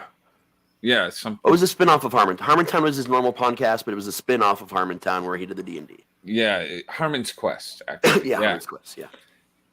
amazing It was. stuff. And then you had Harmontown where he just talked about the industry all the time. But That's awesome. the thing about Harmon is self-proclaimed. This is from him. He's an asshole. Oh, I'm sure. And just tells you how it is. He used to be and tells you how it is. Went through a very fucked up time in his life. Addictions, got a divorce, like crazy shit. And then right before COVID, he disappeared from the limelight. He just stopped interacting. He shut down his podcast. He got off Twitter and everything. He just was done. And then, yeah, I'm not going to go all the way into it because there's a big article that's like making the rounds right now. where he actually did his first big interview in years, and he actually like it was the course of like multiple days him hanging out with someone and doing the report. Like it's pretty good. It talks about everything he went through. Community, the movie's finally happening. Oh, Finally, definitely happening now. So he talks about that, just a lot of different things, and then he does finally talk about the whole Justin Roiland issue, the thing that happened a little bit. The issue. Because he still feels a lot of it's not his story to tell, so he won't. Because he's I become can that kind of guy imagine now. He's But, got like- one side of it, his side. Yeah, exactly. That's what he says. He said, "This is what I saw. I still don't understand why X, Y, and Z happened. Yeah, I've tried to find out, but I don't know, so I can't talk about it." Which is that's some respect right there. Because even if you don't like someone, or you had a falling out, or even if you do like someone, just not telling their side of something is classy, man. Mhm. But I will say the voice actor replacements based on the trailers, because I won't watch the episodes until they're out. I was pretty impressed. If I didn't know that there was a big change between the voice actors, I don't know that I would have recognized it that much. I just put up down at the bottom for Chris's current Kickstarter, as well as for DG Chichester's new Axel's Infernal. We talked to him about that. Yeah. That was just last week, wasn't it? No, week before. It was two. I'm lost. 2 weeks. Recently? It launched, I believe, on the 10th, and we had him on the 9th or something like that. Yeah. And or launch on the 11th, but he's got a couple weeks left in his too. And use some love. The comic looks amazing, and everything that we talked to him about, it's like, and we'll be talking to him on Tuesday or tomorrow night as well, but over on Slash Yep. Pages. But that one is about a delivery service from hell, from different hells, literally. And people. that's what I was getting from the Kickstarter. It looks rather crazy. Oh yeah, and you get to, you get to join in with people who are making deliveries from hell and going and but driving big rigs, and it just looks gorgeous. The artwork and everything together it's just going to be amazing. So you need to make sure that gets funded all the way. Do it. Now is DG's for one issue or for is it a trade? What is it? His is for the first issue, but it's a big first issue. Yeah. Yeah. And then hopefully it's one of those things where like once it's been proven viable, it'll be I self-sustaining. always wonder with some of these guys why they keep it to self-publishing instead of bringing it to, like, Dan is somebody who has weight among like Marvel and stuff like that, though they probably wouldn't print it at Marvel. He probably knows people at like Dark Horse or Image or something like that. Well, I guess that's more of a question for him, I guess. Yeah, than like us. I started at Epic. Well, not started, but did all of the Epic stuff. So we can ask him about that. That would be good. Yeah. Unless they're just like, no, we can't touch it yet. Though it seems like Image is taking a lot of good indie stuff now and doing the creator owned. Yeah, they just brought in God, I'm going to forget the name of it. Yep. Yep, something. Something Ghost Machine. Ghost Machine Entertainment is just Ghost Machine Entertainment is a new comic book group where they got a bunch of really famous comic book creators, both writers and artists, and they got them together, and they said that they'll be having other people join them as well after their contracts expire with the current places that they work for. And obviously they aren't going to say who because they don't want to risk anybody's stuff, but they are being printed by Image, and they're making it so that the creators own their characters instead of the company. But it's all a collective, so if something doesn't fly, everybody's still getting their bills paid that month because maybe this, attempt at a comic book isn't going to work out, but given the amount of talent there, things are going to turn out well for at least a few things that should help them stay in production. And it's like it's allowing them to start trying out not only new characters but new genres and new styles of, I just hope getting out there new stuff. it's kind of like with TV these days. A lot of shows don't get enough of a chance to like get their wheels rolling and get into a groove almost. So I just hope that with these books that they give us all a chance to like, settle in with them, find what we really like, not after 4 issues, all right, this isn't really selling how we like it to be, discontinued. And it's just like, no, Yeah. being a collector like me and you, like it sucks when you get into that story and all of a sudden, nope, we're not finishing it. Yeah. And just being like, but what, help? Excuse me, can I just write to you? Would you send me your scripts so that I can see what you had and what? Because you can't really do that. Oh, you yeah. know? No, That right? shit kills me. Like, if it's a show, I wait till there's like 2 or 3 seasons at least out before I get into it, and then just pray it doesn't get canceled Oh, for no yeah. reason. And then, like, if it's a book series, I'll wait until it's done. Literally, I still haven't really started Game of Thrones yet. I I started the first one wish once. I'm I like, didn't. no.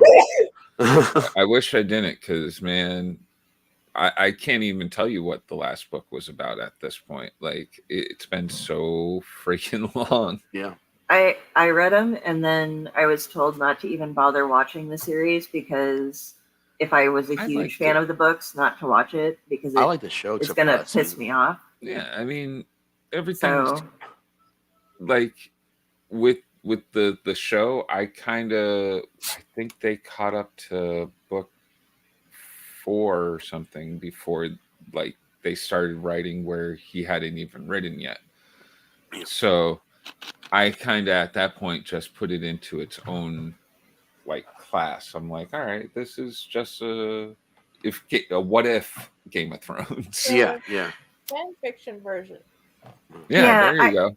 I hung with that I show read all the way it. until the last season. It was just so bad for me. I still watched it, but I was like, I read it in an interesting way because Joshua had just moved up here, and like I'm sitting in my chair and there's a couch sofa right over here, and he had never read the Black Company books before, and so like and for a birthday present, he and his mother gave me the whole series up to I think isn't it 6 that's been written on the Game of Thrones books. Yeah, I think so. So I've read the Black Company so many times, and he had never read it before. And so we would just like, we both just sat and quietly would be reading, and then just every now and then, hey, this character with this name is doing this. How are they related to the story? Oh, okay, thanks, honey. And then go back to reading, and then there'd be a, hey, when did this thing happen? I don't understand. I thought that this already happened. Oh, it gets explained further on, but it has a little bit to do with this. You'll catch it up in like a couple chapters. Okay, thanks. And so we each had a guide as we were going through it because there's so much lore and so much politics that take place that it was really hard for me to keep track of some of it. And that having somebody who'd read it that speaks Delphinese, so that when I ask a question, they like know exactly what I'm asking instead of the words that come out of my mouth. It saved me a lot of what probably would have been really weird Google searches. I'm the worst with remembering anything. So my fiance just finished reading the Game of Thrones series, but every time she got up to something that wasn't in the show, she's just like, "Hey, how come this is happening and what's going on?" I'm like, I got no clue. It's been like 10 years. 10 years that man has made me wait. I almost got in a situation with the Dresden Files, to be honest with you, because there was a giant gap. Like where he released a Dresden Files book, and he was just, okay, it's out. The next one's going to be this, and I'm going to have it out in like 2 years. And then like years go by. 2 more years go by. And then fucking finally out of nowhere, like right after COVID, like, well, not after COVID, but like about a year after like the giant, like world shutdown, Peace Lux comes out. And then there's been another one since then. And I'm behind. I'm like, fuck. Now I literally have to go back. and read all of them again, just so I can read the new ones and remember all the details. And I'm usually good at details, but like, there's a lot of books. There's a lot of books in that series. I remember when it was famous when Neil Gaiman stood up for George R. R. Martin and said, George R. R. Martin is not your bitch. He doesn't have to write a book for you within the next year, or to please you. He writes them. You should be happy about that. If he never writes another one, you got what you got, and stuff. But now I think after 10 years, it's kind of like, okay, I get that he's not our bitch, but he wrote for the television show. He could have at least scribbled something down and had somebody ghostwrite it for him. Keeps telling us he's working on it. He's like, yeah. Like, if you just want to talk about it. Yeah, just say, like, you know what, guys, fuck off. I'm not going to do it for a while, and when I do, you'll be happy about it, and you'll buy it because you like my shit. Yeah. I'll buy it, totally. Yeah. Yeah, probably. Send away for autograph copy. Unless it's a transparency. Yeah, like communicate with your fans. It happened with Stephen King in The Dark Tower too. I luckily didn't jump onto that series until the last book was coming out. I was like, oh, thank God I don't have to wait for anything. In my case, it was only because I had 2 false starts in previous years of my life, trying to get into the first one and just not liking the first one a whole lot. Really? But then immediately loving all the other ones. I loved the first one. When I finally did complete it, it took me a month, and usually a book that size would have taken me a couple days, maybe a week at best. But it was just, I was struggling to get into the mindset and the feel of the book. But then once I got it, which was about by the end of the first one, then I was sucked in. So I think the first book was good. It just took me some time to get into it, which then made the other ones like, okay, I get it now.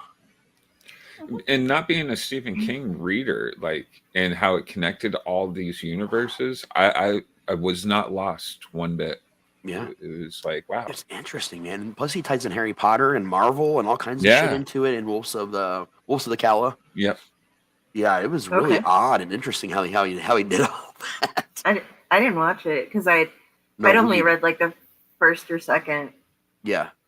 First 2. I want to see Wolves of the Calla is like 3 or 4. I think it's 4. That's 4. 5. Oh, is it 5? No, yeah, it's 5. Yeah, book 5. Wizard and Glasses book 4. Yeah.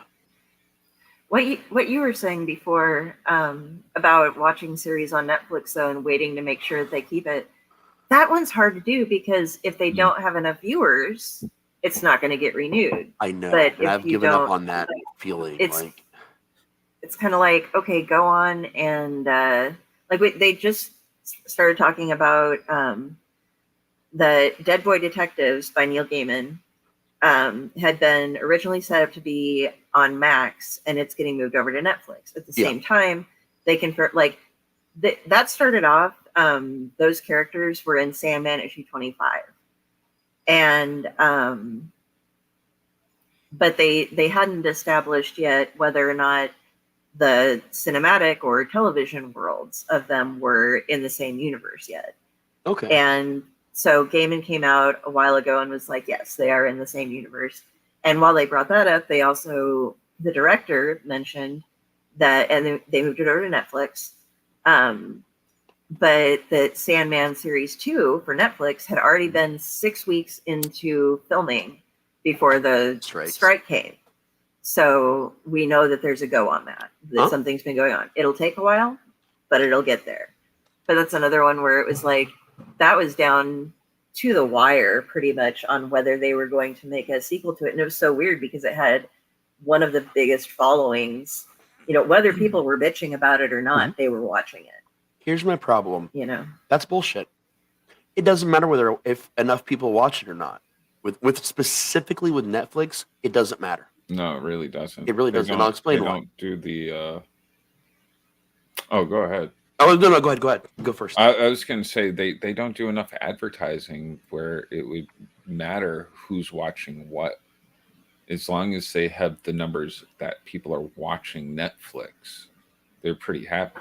Yeah, I mean, I want to take you back to the lovable comedy zombie coming of age series they did called Daybreak a few years back. Record viewing numbers. record. Everybody that saw this show fucking loved it. It's brilliant. Everything about this show is brilliant, and it just gets you. It's an amazing show. Couple days, actually within like a couple weeks after it being out, they announced that it was canceled, despite having one of the biggest viewerships of all time on Netflix. Canceled. We were given no explanation. They cancel some of their shows in mid runs just after they've won a shit ton of awards. What they did to the OA was unforgivable. Yeah, there were a couple of them where it was just like, why? Skarsgård show. I'm trying to remember the name of it. This is the one that pissed me off the most. Pennywise. The Skarsgård that did Pennywise. He was in this Castle show. Rock? What was it? No, not Castle Rock. I'm talking fucking Netflix. Yeah. It was him and Femke. Hemlock Grove. Yes, that show was fucking awesome. One of the most brilliant shows I think I've ever seen. And it just came off of winning 4 or 5 awards. And right after award season, oh, guys, by the way, it's canceled. And everybody's like, no, mind you, I still broke down to watch Sandman because everybody I know has read Sandman. I know pretty much most of the things about Sandman, but I've never actually read it. But I knew how important that show was, and I wanted to talk to my friends about it. So like, I watched the whole show. There's certain things that I'll go and watch, you know, when it first comes out if it's a season 1. But like, it's rare that I'll bite the bait. Only for Netflix, though. I'll do it for other services because I know it matters. But with Netflix, these days it's only when the big names come out that I'll sit there for the first. Like, I'm just finally watching Breaking Bad. Like, dude, I just finally watched it like 2 or 3 years ago for the first time, and it found out that I really liked that. It's Better Call Saul. Yeah, I got sucked in. We just got up to the seasons where Saul's in it, and I'm like, this might be my next show. No, do it. Make that your next show, because I found out that I actually like Saul so fucking much already when I was watching Breaking Bad. By the time I got through it. And then I immediately went right into Better Call Saul and found out that he was my favorite character of the whole universe. So. Yeah, that's our plan at this point. Like, it's been so good. I heard it was good while it was out running and stuff, but like, I was kind of shocked how good it is. Yeah, at points too, like where like I'm like, this guy's unredeemable at this point, and then like, you know, he's redeemed. It's just like, god damn, you keep fucking with my head show.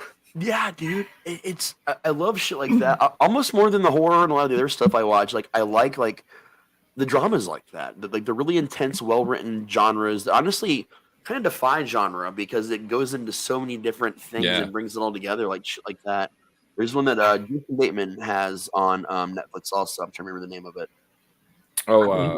Ozark. Yeah. That fucking show's another one. Like it had that Breaking Bad vibe for me. Like everything I liked about Breaking Bad, like I get from that show too. And I actually still have not watched the final season of that yet because I've been hesitant to believe that it was over. So I've been waiting. I was a big fan of Sons of Anarchy when it was out, and I know that it is not technically correct as far as how motorcycle clubs work and everything else. There is that suspension of belief that you have to put in there, you know, like really, it's a fucking soap opera on motorcycles. Okay. It was based off of Hamlet. It's, you know, when they get into those later seasons, holy crap. Oh my God. I bawled so much I puked at one of the episodes. And that final season was one of those, like, it's one of the few good examples I have of a very long running show that its wrap-up season was every fucking bit as good as the whole rest of everything. Kurt Sutter, though, is a fucking asshole. Like, he is a huge asshole. And he would, you know, they had the after the show things, and he had his Twitter thing that he would do with after the shows. And he just put out fucked up shit when they did it. He'd be like, if you people keep whining about me killing off this character, I'm going to fucking start the next season with Tig sleeping with her corpse in his bed. Yep. And just shit like that. And it was just like, oh, wow. There you go, Sutter. But, and his own character that he played on the show, he just kept, I got like so much cred on Reddit in the thing because I was like, what was that character's name? That Kurt Sutter himself played, who kept losing body parts and stuff in prison. I know it. Oh my God.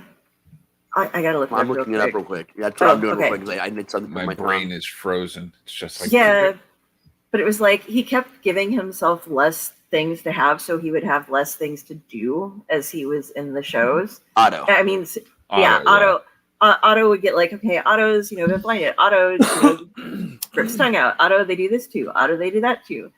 And he was like, I just really didn't want to talk that much anymore, so that's why I'm like, cut us. I'm like, okay.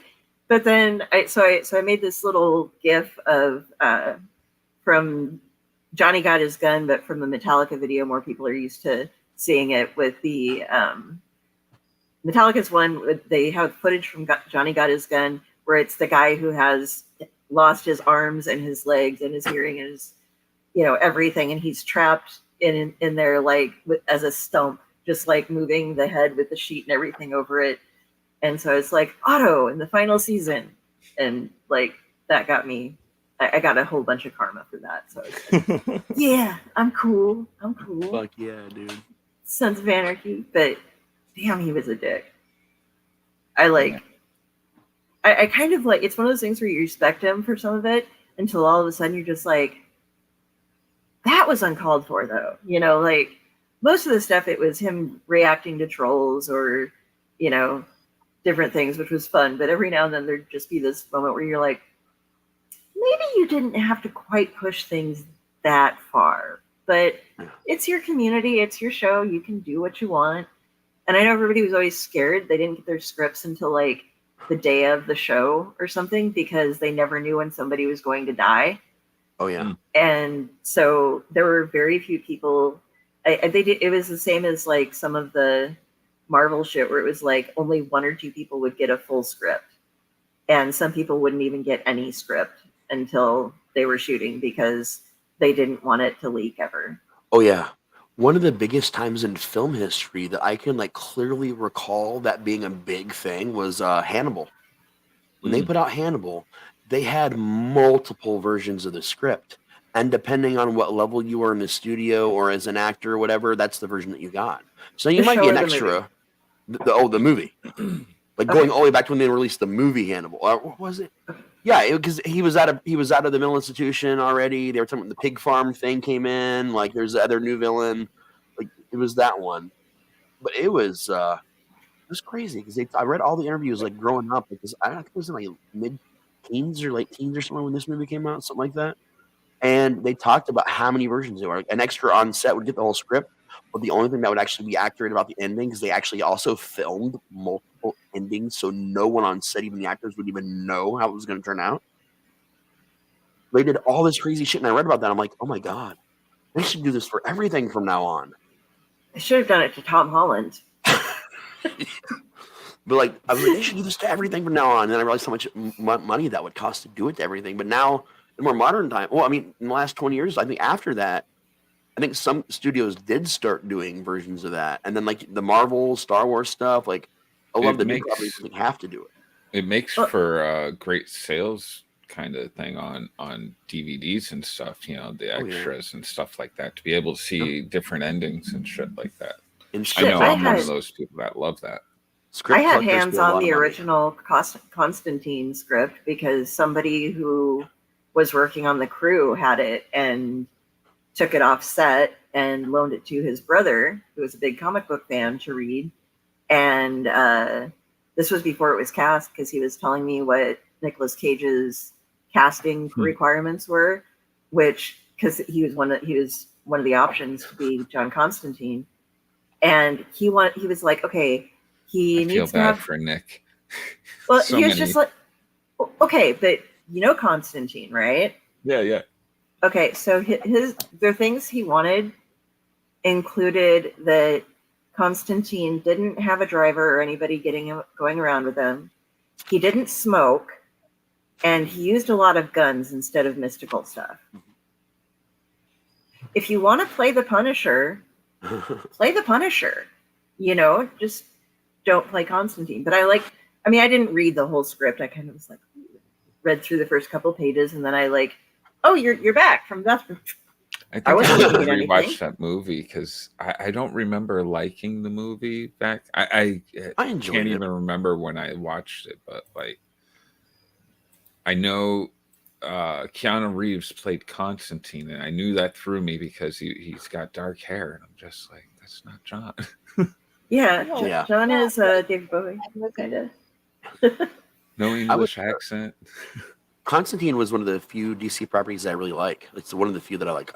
I spend a time obsessed with, and I remember liking the movie for what it was, but like just making punching myself almost in the face and going, "It's not Constantine. It's not Constantine. It's its own thing. Its own thing." I did like 20,000 times because I'd already been really fucking just wrecked by what they did to X-Men when it first started. I was fucking angry as shit. Which one? The first one? The first, all of them. All of them. I'm not gonna lie, I like Days of Future Past, but that whole movie was spent fixing all the stupid shit they did in the other ones. That's basically all it was. And then they did Apocalypse, and I was like, what the fuck are you doing right now? All I remember, the last one I liked, and it was only because the ending, they showed the Phoenix in the water, and I thought we were getting the Dark Phoenix saga from that point on. That was 3. That was 3? Yeah. And that was the only good part of that whole fucking movie was the It ending. was. And then we do get my Phoenix God. movie as the last Fox Marvel movie, and it's utter shite. Yeah. And the cartoon just did it better. We all know it. Oh, yeah. We all know the absolutely. cartoon was brilliant. Why they didn't just follow the cartoon, I don't know. It was already there for them. So I gotta pull up this real quick. Where is the ship, Dora? Okay. Sorry. Has anybody read Number of the Beast by Robert A. Howard? I have Okay. actually. You remember when they finally meet Dora? So if you could run away in a ship, would you like a ship like Dora, or would you rather run away and go to see her? I'm gonna go a ship like Dora probably. Yeah. So Yeah. that is why I said what I said in that comment. Dora stole your ship and your crew, and since she already was set up with Jake's time machine, she just said, okay, we're gonna go ahead and go to the Miskatonic Library. I probably said it wrong, but it fits You're with close all of it, and it makes it possible. It does. I thought I thought it was from Dora the Explorer, and it's there's the ship, Dora. I don't know. Let's look on the map.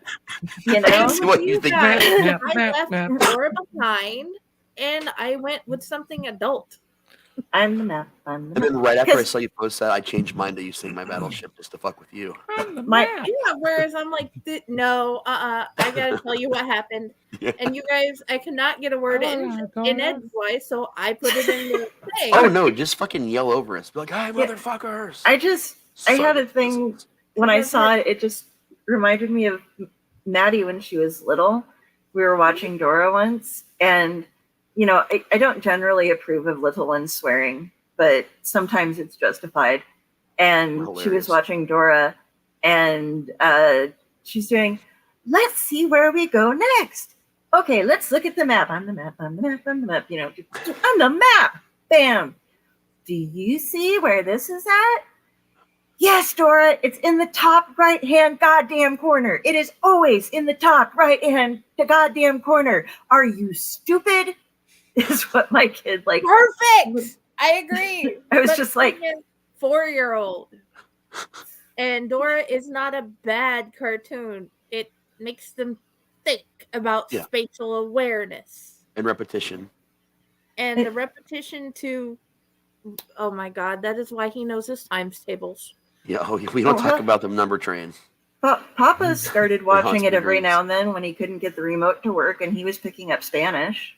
So Yeah. you know, It used to be a normal morning thing. We get the kids up while they're getting dressed and everything. Right before we leave, we'd watch an episode of Dora, and then we take them to school. That was our morning routine. So, sorry yeah. I totally interrupted for that, but I was just like, Okay, so I just gotta know. the things I would love for you guys to read, if you have not: Number of the Beast by Robert A. Heinlein, Friday by Robert A. Heinlein, where I got Friday from, and if possible, the Dragon Prince trilogy and the Dragon Star trilogy. It's all one big story, but it's 2 trilogies. So that would be the things those would be the Jenny things that she would be like, here, read these. Nice. I could do a slow pan of the laptop, but I don't want to see all the Chewy boxes that I have stacked in files needing to be taken out. So We were talking about like, original scripts a minute ago, and I actually have some of the only belongings I have are sealed so they don't get destroyed or damaged. I have an original copy of the Beetlejuice script, and it was still horror before it became wow. family horror, signed by all the cast, sealed. ooh, And I have one of the few surviving scripts from the follow-up sequel, Beetlejuice and the Big Kahuna, that was then parted out to make the cartoon later. So I've got that. Those are like my two things. They just stay sealed. Now the second one's not signed. It is an official, surviving script, but that one's not signed because no one signed that one because they never made the damn movie.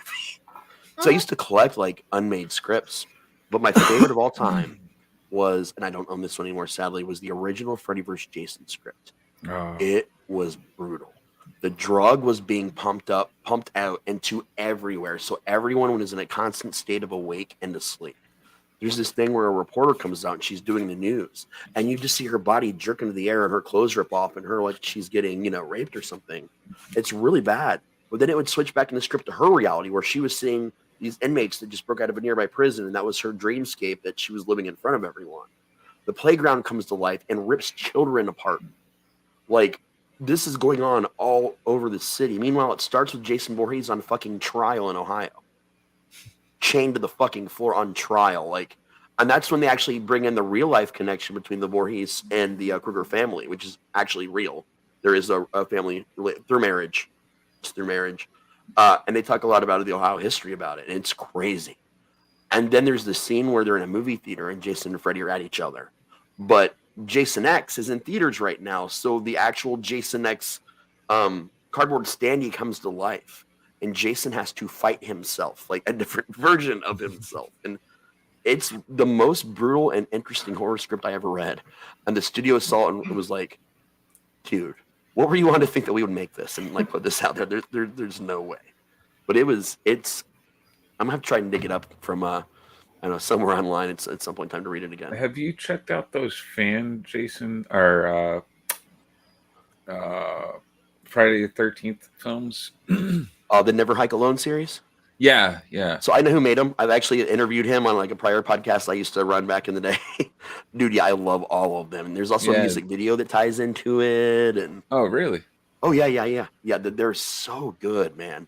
They're so That's good. Cool. No, I got to hang with the guy who plays Jason's father, who was Jason in part 6, CJ Graham. I love CJ, dude. Dude, he's such a nice dude. I have to say, I haven't met a Jason yet that isn't kind of chill. Honestly, they are. I've met all of them, even Ari. And Ari was only Jason, like when Jason was a little boy in the lake in the first one. Yeah. And like and he's got the band First Jason is the name of his band, actually. It's a pretty cool band.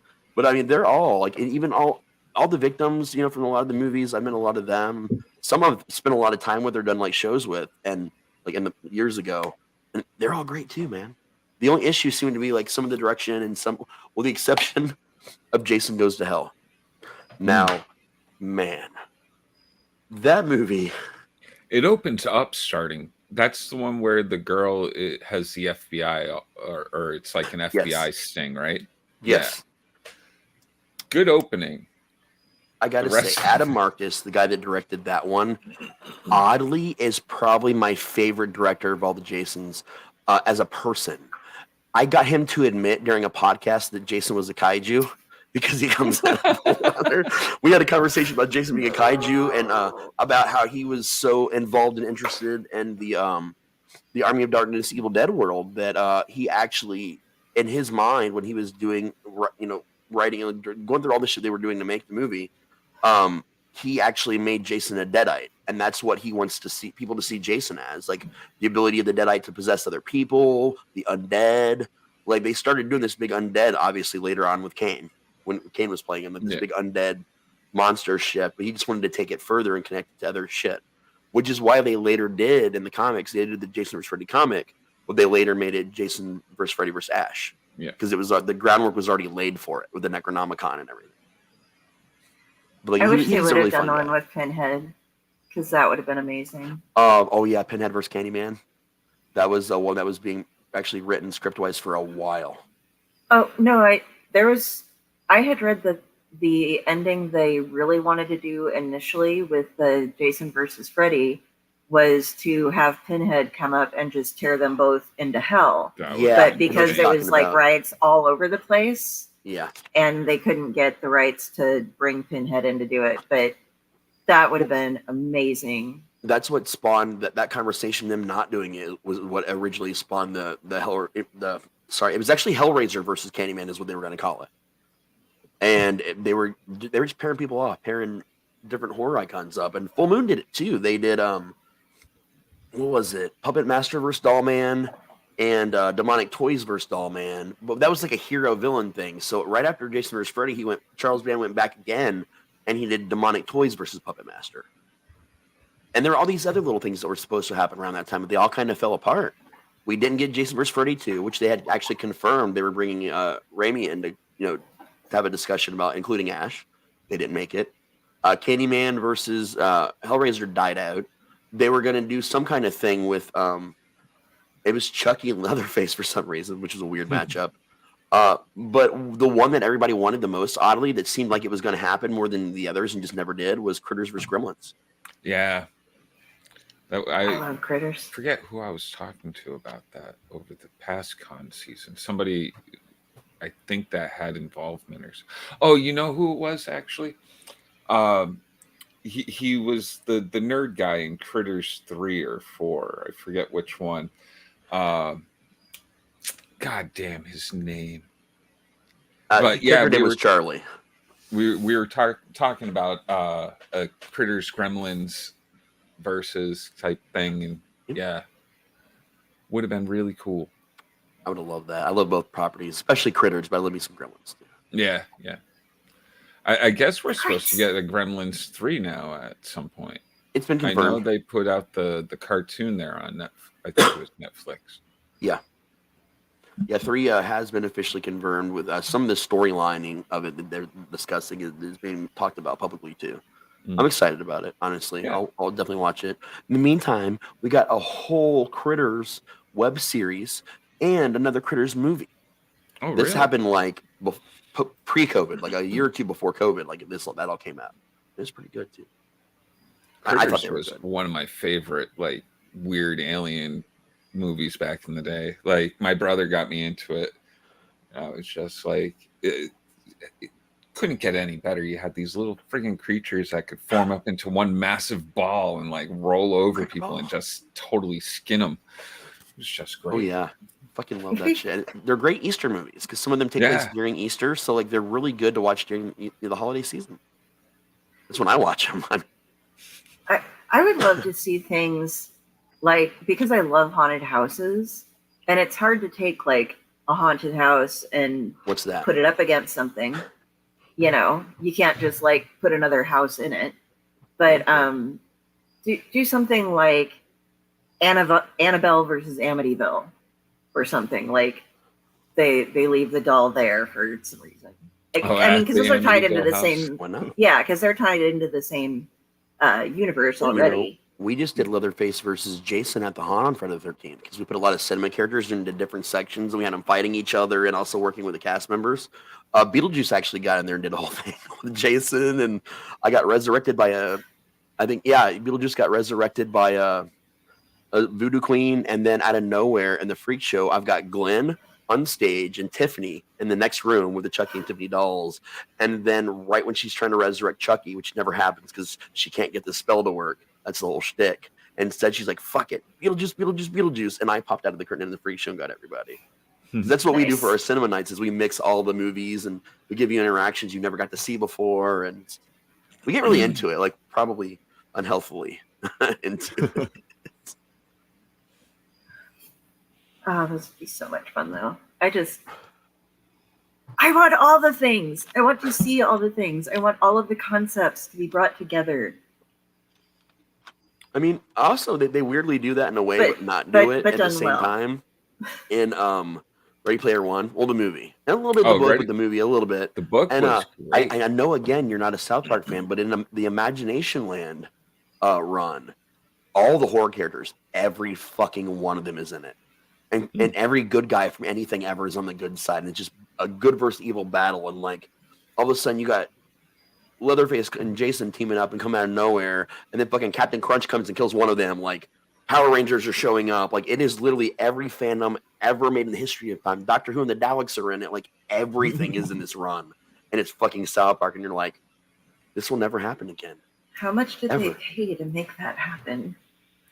They had to pay a lot of different people. Not if Or- we do just that. change one little thing about each item. Which is what they did, and get different voice actors. Yep. But it's still Okay. like, it's brilliant. Is it weird that it makes me oddly happy that Doug Bradley didn't do voice work for South Park? Doug's got his own problems to deal with. Love me some Doug, but he's got his own issues. Doug's got his own channel where he does reading of stories. Oh, yeah. So if you want to see, But Pinhead was in that, by the way. yeah. But if you want to see Doug Bradley and you want to hear his actual voice, go over to his channel on YouTube, and he'll read you some great horror stories and stuff. He's good at it too, man. I fucking love it. Oh yeah, he's been in some great short films as well. And we were talking about the Skarsgårds earlier. There is a film that has that Bill Skarsgård wrote and directed with the other guy from Hemlock Grove, and it's starring his father Stefan and his brother Gustav, who was Stefan Skarsgård was he was the scientist in Thor and all the Avengers movies or whatever, and Gustav played Floki, I think was the name of the character in Vikings. So if you know that character, the one who had the face paint always and was kind of their, like, he wasn't their mystic, he was their shipbuilder, but he kind of had mystical connections more than a lot of the rest of them. He was the crazy asshole. Yeah. He was awesome though. He was. I Probably one of the better haven't- parts of the show. Yeah, I haven't seen a Skarsgård that I don't like yet. You know, I haven't come across one, and they have a huge family. Like, he bred considerably, and a lot of them you would not think, if you look at Alexander Skarsgård, Bill Skarsgård, and Gustav Skarsgård, there's like no way they could be siblings. There isn't that like, oh yeah, see the cheekbones or something. It's like, no. Alex looks more like Stefan than the rest of them do, but everybody in their family is successful, whether it be in acting or they're like, I'm a doctor. Oh, okay. Awesome. They had a great start in life and they took advantage of it and did good things. They didn't just have daddy's help to get them, a good position in life and kind of fucked everything over. They really took advantage of what resources they had and made good for themselves. So they aren't in movies just because they have a name. They're in movies because they're good. I agree with you. I was talking to you. I actually love all the Skarsgårds too, honestly, like straight up. That's the whole family. There's not many whole families worth of actors that I still have a lot of respect for and enjoy these days, to be honest with you. A lot of them have gone downhill pretty quick, but like they're a family that, like, if one of them is in something, you just automatically know it's good. Or at least they're part of whatever it is, it's going to be good. But I am bummed about the about what's going on with the new Welcome to Derry TV show, because he's not playing Pennywise in this, or Bob Gray, and that's what one of the original big announcements was, when he was going to actually be playing Pennywise and Bob Gray and all that shit. And then they made this big announcement that he was no longer attached to the project a while ago, and I'm nervous because I like what they did with the new movies. I still love the original miniseries, and parts of it I think is still better than the movies. But the movies did a lot of things and was actually legally able to go places that the miniseries couldn't because of FCC regulations and different things. But like I this, think I've seen the second one. Chapter 2. Yeah, I don't think I've watched. It might They be added a wrong. bunch of stuff that I feel like they didn't need to, because they could have pulled back and included more important shit that mattered. But I still liked it. It was still really decent. But this is prequel. This is supposed to be a direct prequel to those movies, which is why I'm so weirded out that it's going to be a different Pennywise and Bob Gray. The one scene that sticks out to me from the first movie, by me and my brother were talking one day, and I'm just like, man, what was wrong with those kids throwing rocks at each other, like actual rocks? And he's just like, you don't remember doing that as a kid? You don't Shit, we remember, did. like, I was like, are you serious? Oh, rock wars, bottle rocket wars. Yeah, I'm all like, kinds I of dangerous don't, shit. my CRS is fucking horrible. You guys haven't been correcting me. It's actually Stellan Skarsgård. I've been calling him Stefan. I'm sorry. I'm I sorry, didn't remember. Stellan. I But the I was name of just going that along with it. I know the you name were of that talking short about film is Soul of a Man, by the way. So if you want to look at it, it should be on YouTube. That's where I found it. It was great. So Soul of a Man, and there is a cat in it that gets his own credit. And I watched the after filming things for it, and they were super worried because they were running really short on time because of things that happened, and they had to get this cat to do stuff. And they say herding cats because it's really hard to make a cat do anything you actually want it to do. And the cat just happened to do exactly what they wanted it to do during one of the scenes. So they were like able to just get that on film and like, okay, awesome. We got it. We can quit being paranoid, because they just needed it to like leave the room, but they needed to leave the room via a certain route. Right. And the cat, and so rather than having to sit there and put treats and try to coach it, the cat just got bored of being where it was sitting the whole time and got up and walked the proper route out of the room. So Wow. yeah, so there's a kitty too. But it's What a about- really, really dark flick. The last really It's good movie that I so paid attention to and watched all the way through, like in recent times, it was called Talk to Me. It was a horror film, and that movie impressed the fuck out of me. It was all about these kids that it was this party game they played where they had a hand, and it looked like the hand of a mannequin is what it looked like, but it was tattooed. There was stuff all over it, and you'd grip it in your hand and you'd say something, and then suddenly like you connected to some dead person. You saw their lives, but then they could haunt you and talk to you, and all this crazy shit would happen as a result. There's way more to it than that, but I feel like if I say anything else, it'll ruin a lot of shit for you. But that movie, like, I hadn't been that surprised and into a movie probably since Black Phone, which I also have gone on record saying how much I love.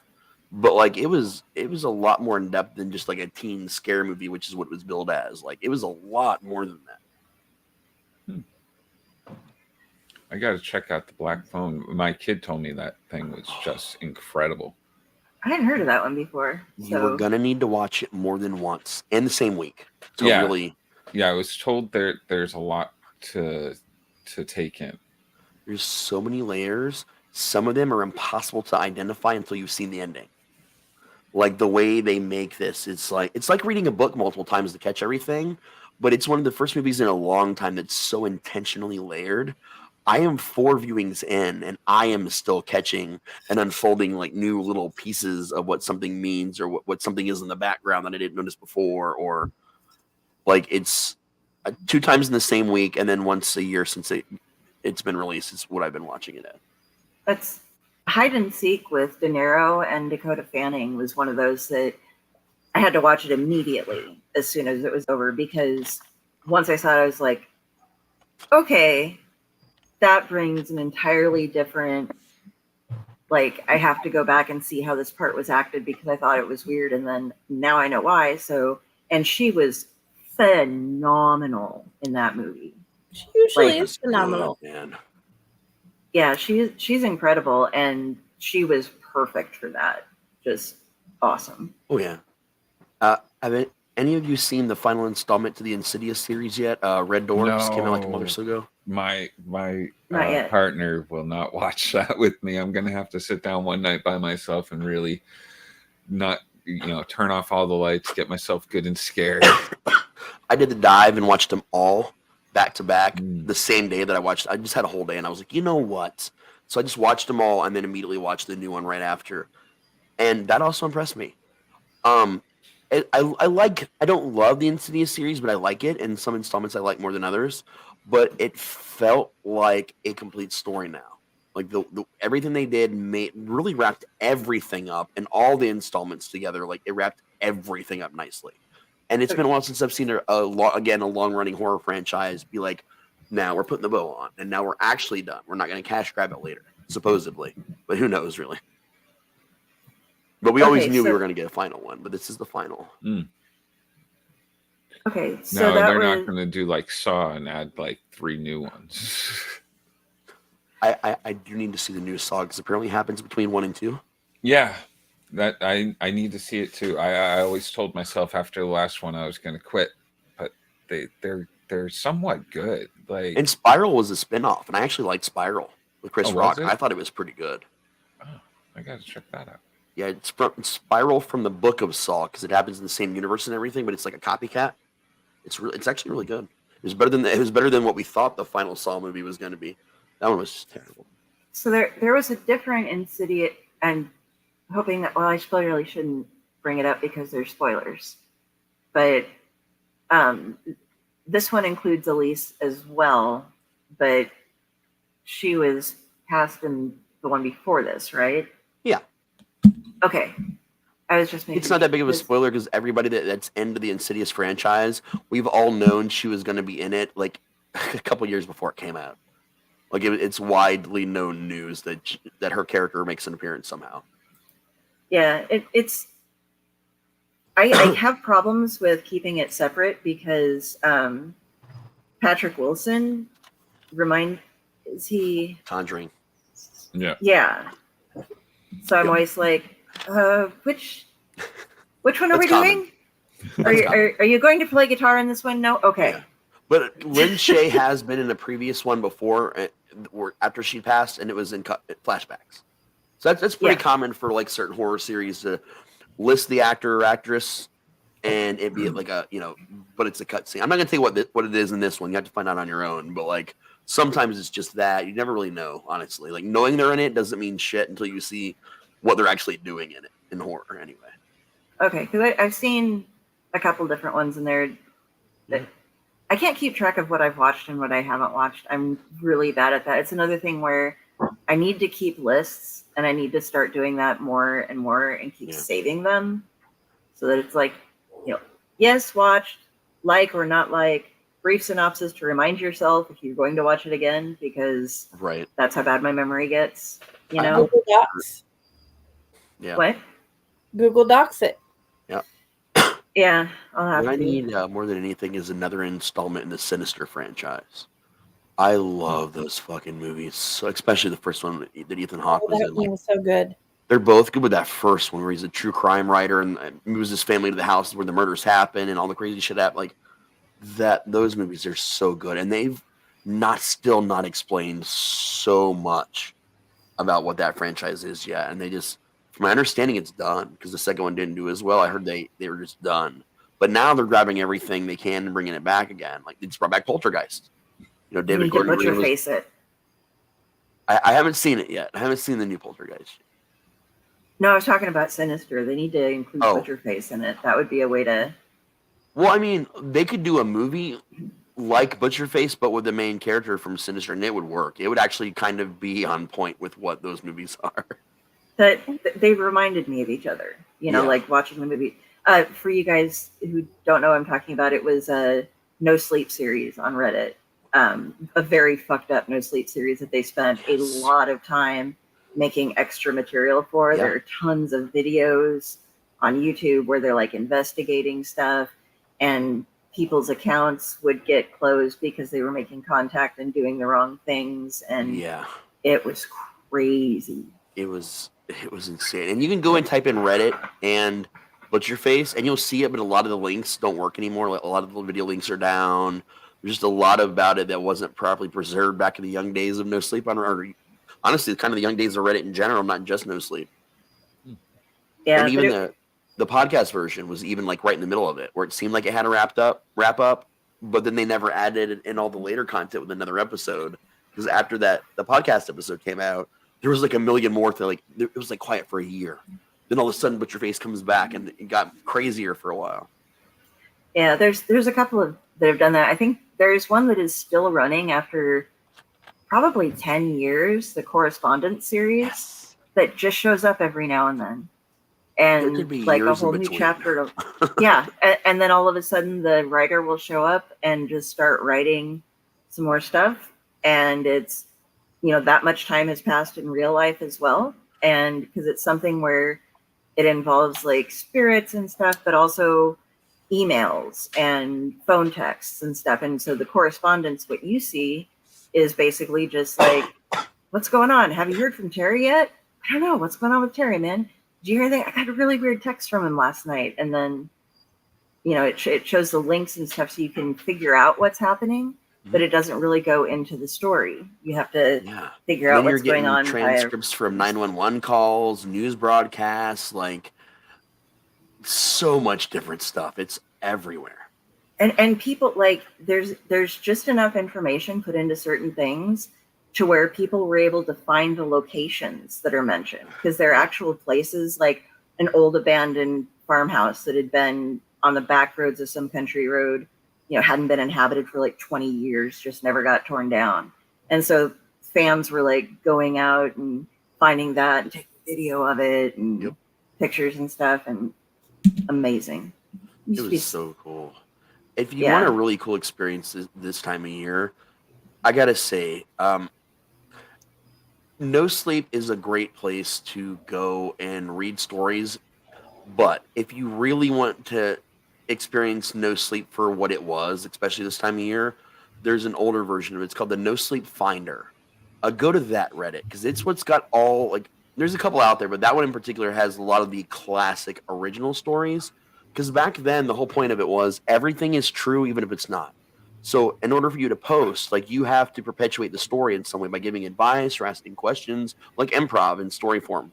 Basically, it's interactive storytelling, and it was kind of an RP, you know, role playing type thing where we believed you and we were just kind of perpetuating. But sometimes entire comments sections move stories along in really interesting ways. And if you just read the story but not the comments, you lose the context of almost everything in some ways. Yeah, so everybody who was commenting was also part of the story. Like, they weren't asked by the author necessarily to be part of the story, but they wrote as though they were believing in it, and people would pick up on that, and it would shoot up, and it'd be like, okay, well, this got so many upvotes, so the author's going to pay attention to that little bit and at least comment on it. If it doesn't include it in the story, I'll be like, I saw that a lot of you suggested that I try this, and yeah, I gave it a shot and nothing really happened, but I'm going to try doing this. Because when I first got on there, I seriously thought some of it was true. Like, Pen Pals was one of the first ones that I read, and I was convinced that, holy shit, this is all real. The tampon recall story, most of the country thought that one was real. Yeah, people, it's weird the way Reddit works with people's heads. But a lot of the stories back then, the audience wasn't so big. So when you look for like the most upvoted story, you have to keep in mind, like, back then, getting like 3,000 upvotes was amazing. God level. And now it's like it can happen in a day instead of. So a lot of the great old stories are just buried because they aren't relevant. They just didn't. Yeah. The percentage of votes versus viewers was great then, but yeah, there's no way to really calculate that. Not so properly like you used to be able to. And a lot of the newer, well, I say newer, but like a lot of the ones that weren't around back then actually hated the RP part of it. And a lot of No Sleep completely went away from that. And now you see the links to authors' profiles in the bottoms of their stories. And like, that is what killed it for me. I still wrote and posted things for a while, but I've not actually posted anything on Reddit in a really fucking long, like at least a couple years probably now. And by the way, No Sleep, we are not trying to throw shade at you at all. Oh no, I still read it constantly. You've got a new formula. Everything's great. We're just talking about what brought us there initially. Oh yeah, and I love the new formula too, and all the formulas in between. I love them all because they're all so different. But I just remember that's what got me into it because I was still into that heavy online AOL role playing phase, and like seeing that shit was like, oh my god, like it's something I loved about it. But yeah, like you said, I've loved every version of it since, but that was the one that brought me in, so it's the one I'm gonna like the most. Yeah. Oh wow! So we've been on for 2 hours, guys. Oh shit! Just chatting and chilling. It's the magic of the night. Now I'm going to start singing "Power of the Night" from Critters if you're going to talk about the magic of the night. It's actually my ringtone for my wife because it was the second sleepover date we did was like a weekend, not just the one night deal. It was the first weekend we spent like entirely together. We watched the Critters series. So like from that weekend on when we were dating, that was just her ringtone, and it has always been since. Nice. Can we show No. them the Beetlejuice video? What Beetlejuice video? The one you did? The one I did like years ago? Well, one of them. Yeah. Sure. If you want to, sure. Yeah, go ahead. I don't care. This is me being a jackass. Video time. Video. There's a couple people that I couldn't be here without a couple groups of people that are real close to me. First of all, I know we've gotten off to some really odd directions lately, and that's okay. That's all right. Because at the end of the day, I like to sit home. I like to plan my next moves. I like to write it all out correctly, and I like to write it right. If I could impart some piece of important knowledge or what, it's this. No matter what you do in life, just stay right. That was we got a new wig in and we were trying it out in makeup, and that was the only time I really appeared in that particular wig because it was a bad one. I had fun with it though. That was you, Raz? Yeah. Yeah. Oh, I didn't even know it was you. That's funnier. The thing is, he asked me to be his PA, and then I went and found things, and he's like, I don't ever remember doing that. And my general one question from that is, did anything ever become of the Superman thing? Superman thing. Because you were in the graphics of the Superman thing. Oh shit! I was gonna be Deadshot in this giant, decent-sized production of a Superman fan film. I bought the stuff for it. I did some screen. I don't think my screen testing ever made it out there though, or any of the pictures of me in costume. But that actually, that ended up not happening. The bum / mayor from the mime, my really good friend of mine, Bill Miller, who also helped me edit the mime movie, and we were in a lot of other projects together, was murdered. And shortly after that, a lot of projects fell through because he was such a big part of who we all were. That whole group of friends, we all stopped filming together. Like some of us kind of worked together sometimes, but like his murder kind of just split everything and everyone, and that was one of the projects that just didn't happen. I completely forgot about that one, actually. Yeah, we actually did surprisingly a lot for that. It's very traumatic. Yeah, a lot of things happened with that. I apologize for bringing up that memory. I no, did not you're know fine. that was part of it. Oh, I'll talk about Miller, the good or bad, anytime, man. I met Miller during a time where we were filming the mime where I thought I didn't want to film anymore. So many bad things happened in that movie that I thought I was done. And he kept getting me work, man. Like he kept making me be in movies and shorts. I was in a comedy that I think might still be on Amazon. I'm not sure. It's called But I'm an Actress, where I played this big famous director kind of guy. It was a comedy. He got me into so many projects and brought me back to film. And him and I were doing so much together before that happened. And he's the one that reminded me why I liked editing. Because I learned how to edit film and shows, commercials, videos, and I just gave up on it. I just never did it again.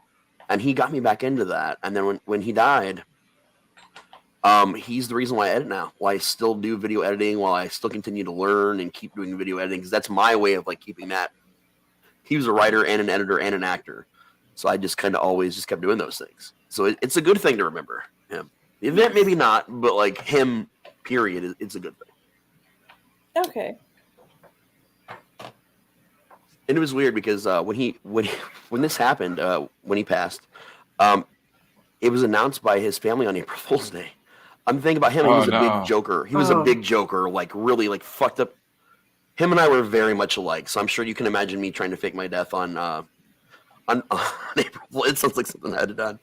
And it was to the point where like all of us like believed it, like haha, and then we felt bad because then it was real, and then we're all there, like all of us, like people from other states all flew in and drove in. There were hundreds of us just there, staring at the coffin, not even talking to each other, just staring at it. Because during the whole time we kept waiting for him to like get up and be like, or something, because that was his personality. And it wasn't until a good hour or two after the service was over that we all finally like really started crying out in the parking lot and like really like it settled in just because of how when it happened. It was insane, man. It was insane. I got so pissed at one of my friends who did that. He posted a message from his family saying that he had overdosed and he had some serious issues.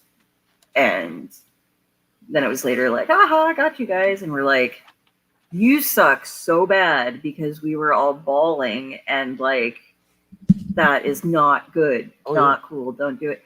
And another one of my friends, this was weird. I didn't bring this up before, but one of my friends who I'm not going to get into, I can no longer friend him because he's dead, but he had cancer and he had told a couple of people and he had gone into remission and he would call me whenever he was like getting chemo and stuff like that because he needed somebody to talk to.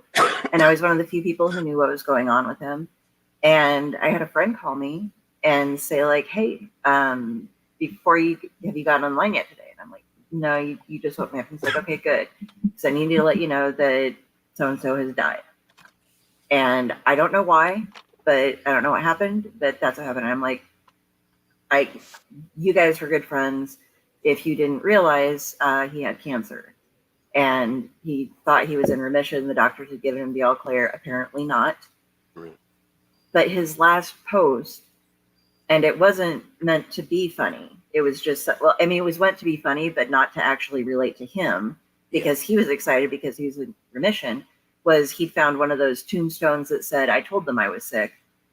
And he'd posted that up. And so that's the last thing he ever posted on his page. And then he actually died like a couple of days later. Like Keith Giffen. Yeah, that I didn't bring it up when the thing happened with Keith Giffen, but it was like I'd seen that and it actually happened that way, but it wasn't intended to. Like Keith's was on purpose. Yeah, this was on accident, and but yeah, it's always been eerie to me that was the last thing that ever got posted because he didn't tell them he was sick. I was one of like 5 people outside of his family. He had, hundreds and hundreds of friends, but I was one of the 5 people outside of his family that knew because I was one of the only people he trusted to talk with about it and stuff. And it was crazy, man, because he had been a very, very robust, exceptionally large man. When I first knew him, he was in college with me in theater, and he was like the very large man who plays the female roles in the funny plays and stuff, and does all that kind of stuff, or plays the big duke, the jolly man and things because he was a funny guy. But cancer had taken so much weight off of him, and he'd also gotten like the lap band thing at one point. But I went from knowing a guy who probably weighed about 450, 500 pounds. And when I met him the next time, because we'd had like quite a few years that we hadn't seen each other living apart, but he was back in the state all of a sudden through this. He moved back home. He was maybe $150. And it was just like, if I didn't recognize his face, I would not have known who it was. He was such a completely different person. He looked like, I mean, he was healthy at that weight size, but it was wrong for him. It didn't look right. It was just so very strange to see him like that. Oh yeah. And so I think there are deaths that happen under odd circumstances, be it like the Tombstone situation or Miller with April Fool's Day, that like part of you still thinks inside that you're gonna walk around the corner one day and they're just gonna jump out and be like, surprise. And it's weird to think about it like that. It's totally weird, but it makes it hard to really process that person's not in your life. Like, it's difficult, man. It's hard, like, 'cause you know it and you mourn, and every time you see something, you mourn again. But then that just builds to the legend in your brain, like, what if? Yeah, when I got back onto Facebook after my year hiatus of not being able to get my account back, I had a friend that I could not friend anymore. There were a couple of posts, but he had his privacy settings pretty high, but they were like sad posts on there. Yeah. And it wasn't until one of my other friends posted a really depressing post and mentioned him by name that I finally was like, okay, I got to ask him what happened because something's going on here. I can't. He would have accepted my friendship immediately. You know, Right. we weren't tight after he moved out of state, but we kept up with each other. You know, Right. and I was just like, so what happened to X? And he was like, he died, and based on how it was probably suicide. It was, so, which makes me think it was, he had some problems with drugs, and so it was probably an overdose. But in his mind, based on how he'd been acting before that, it was an intentional one. Yeah. So that was like, I hate when that, because you can never, like, I don't know.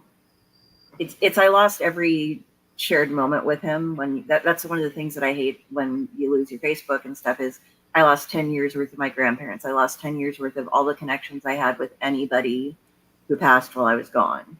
Yeah. And I don't know who all did when I was gone, because I don't know who I'm waiting on that, like, they're just fucking around, or they just don't check their friends, or they don't want to be friends with me anymore or something, Right. which is fine. But I don't know if they're dead or not. And just sitting there and wondering is just drives me crazy. I feel like at least once a month, I get a message from someone going, "Oh yeah, this person we used to hang out with all the time. I know you guys haven't talked in a couple of years, but he spoke about you fondly. Oh, he died last week." And I'm like, and lately it's been like one after the fucking last Oh, couple months dude. for me have been like, I think I'm up to 9 now in the last like 4 months. No, I always thought they were like morbidly joking when they said, you know, half the kids that you graduate with or whatever won't be there in 20 years. And like, dude, for me, it's heroin has been the main killer up around here for a lot of my friends. Same. Like, I've lost at least 10 friends to the H bomb, and like, it's crazy. And the craziest stuff is it's been people like that I knew for so long and like just didn't think that of them, and then we lost touch, and then all of a sudden you find out this, and it's like, whoa, man, what the fuck? It just Yeah. changes like overnight. Like, your perception of the world that you thought you were living all of a sudden is different because all these things come out and you're like, what? Oh man, There is it's like you said too, like you're just waiting for them to pop out from around a corner and be like, Yeah. Gotcha. I got super bummed once. I was wishing, like, and I check to make sure now a lot of times if I'm wishing somebody who I haven't spoken with in a while a happy birthday, that they're there to wish a happy birthday, that other people are saying it too. Because I've had some people where I wish somebody a happy birthday and then got a private message from somebody who wasn't friends with me saying, I'm really sorry to break it to you, but they passed 4 months ago or something. Yeah. And Yep, it just yep. didn't get put on their page. Yep. So, you know, so if you weren't friends with their family, you wouldn't have known that it happened because Yep. nobody put anything up. So it's like, wow, okay. That's shitty. I'm sorry that you're having to go through, because I saw at least 50 other people that put this up. And you're probably going through and letting each and every single person know about that. That's a really rough role to be in. Yeah. You know? I experienced something I never experienced with a death before, quite to this degree. I'm not even going to say the name because I've talked about when he died. I talked about it, you know, on a padded cell. I've talked about it publicly a little bit, but not very recently. Someone I called a brother for many, many years committed suicide, and right when it happened, people that I knew and respected were coming out and saying, "Well, I refuse to celebrate this person's life or death because they were a piece of shit because of XYZ. They did this one thing to this one person, and this person found out about it." So you've got this guy who was dying in the hospital because he was dead already. He was a vegetable, pretty much. And people are already saying this mix of really good and really bad things about it. And it was this divisive politics, because if you attended this event that they were going to have, which I ended up not finding out about until the day of and couldn't make it, you were bad and no one in the community wanted to talk to you anymore. If you didn't attend, this part of the community didn't want to talk about you anymore. If you donated money to the funeral fund to his kids, no one wanted to talk to you. If you did, this group wouldn't talk to you. It was so insane. And I actually found out so many things about him that I didn't know, like good and bad. Every experience I ever had, the guy was amazing. He helped me get through a lot of my alcoholism during a time when, you know, he was back and forth on it himself. Like he lifted me up during a lot of times where I really needed someone older and smarter and willing to smack me across the face and say, "What the fuck are you doing with your life?" kind of thing. And I don't know that I would have survived a number of times without him. And that was my whole life experience with the guy, like my whole experience. And I knew he wasn't always the best human being in the world. Not a lot of people are the best human being all the time, but I also know he had some darker sides that I wasn't familiar with. But for everybody to just air it publicly the whole time, and still, I've never been in that situation where it was like that known of a person in so many communities where like hundreds and hundreds of people are just at war over this death. I've seen that in families to a degree, but like on a smaller scale, but never anything like that. And I still haven't been able to process what happened just because of all the shit that's still happening. And he just passed like a month and a half, 2 months ago. So it's still, it's like I'm not allowed to process it And because Mom everybody did send feels her this. love and prayers. Do what? Mom did send her love and prayers. Much love. People die I in weird had ways, man. Delphine she had for you earlier, but I had forgot for you, Raz. I apologize. You're fine. You're fine. But it's weird to lose people in all these different ways and not know how to process it and process this, but you can't process that, and it piles up on you, man. It's hard to be human and process it all at once. It was even depressing to me, and this is kind of weird, but going into comic books again, but reading The Immortal Hulk, which in and of itself was a super depressing Just comic. still need to read, by the way. It's still on my list. It's fucking amazing, but it is super depressing in a lot of parts of it. But it's so well written, knocked it out of the park. But during the time we're reading The Immortal Hulk, like somebody involved in the comic book industry was dying at least like every month. So they were like, Stan Lee had died. But there was just constant pictures and memorials like in the front pages of almost every single issue of it, of like somebody who had died. Oh yeah. And so that just adding on top of like how hard the comic hit, it was just like, wow, I didn't realize how many people we lost in the span of like 1 year. Yeah, that were big, you know, not that anybody's a little person, you know, but people that everybody knew, you know. No, the comic industry lost a lot within that time. It was like Neil Adams, George Perez, Stan Lee, like the names just kept coming out. Yeah, and they were like they were doing all the reprinting of old versions of Stan's Soapbox and like different things like that throughout the whole series. And yeah, and you do need to read that because there's some more Immortal stuff that's coming up. That now I had always not laughed, but kind of been like, that's not a big deal. Like when celebrity deaths affect people.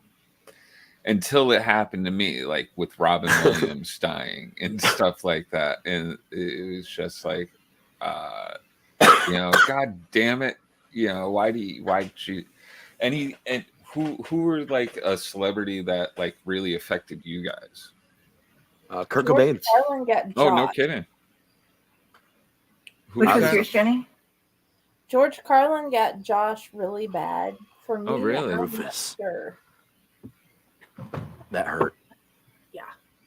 I think Cobain was the worst for me because it was the first one that I paid attention to. Like, I was in high school. I was definitely there mourning, but I didn't get rocked by it.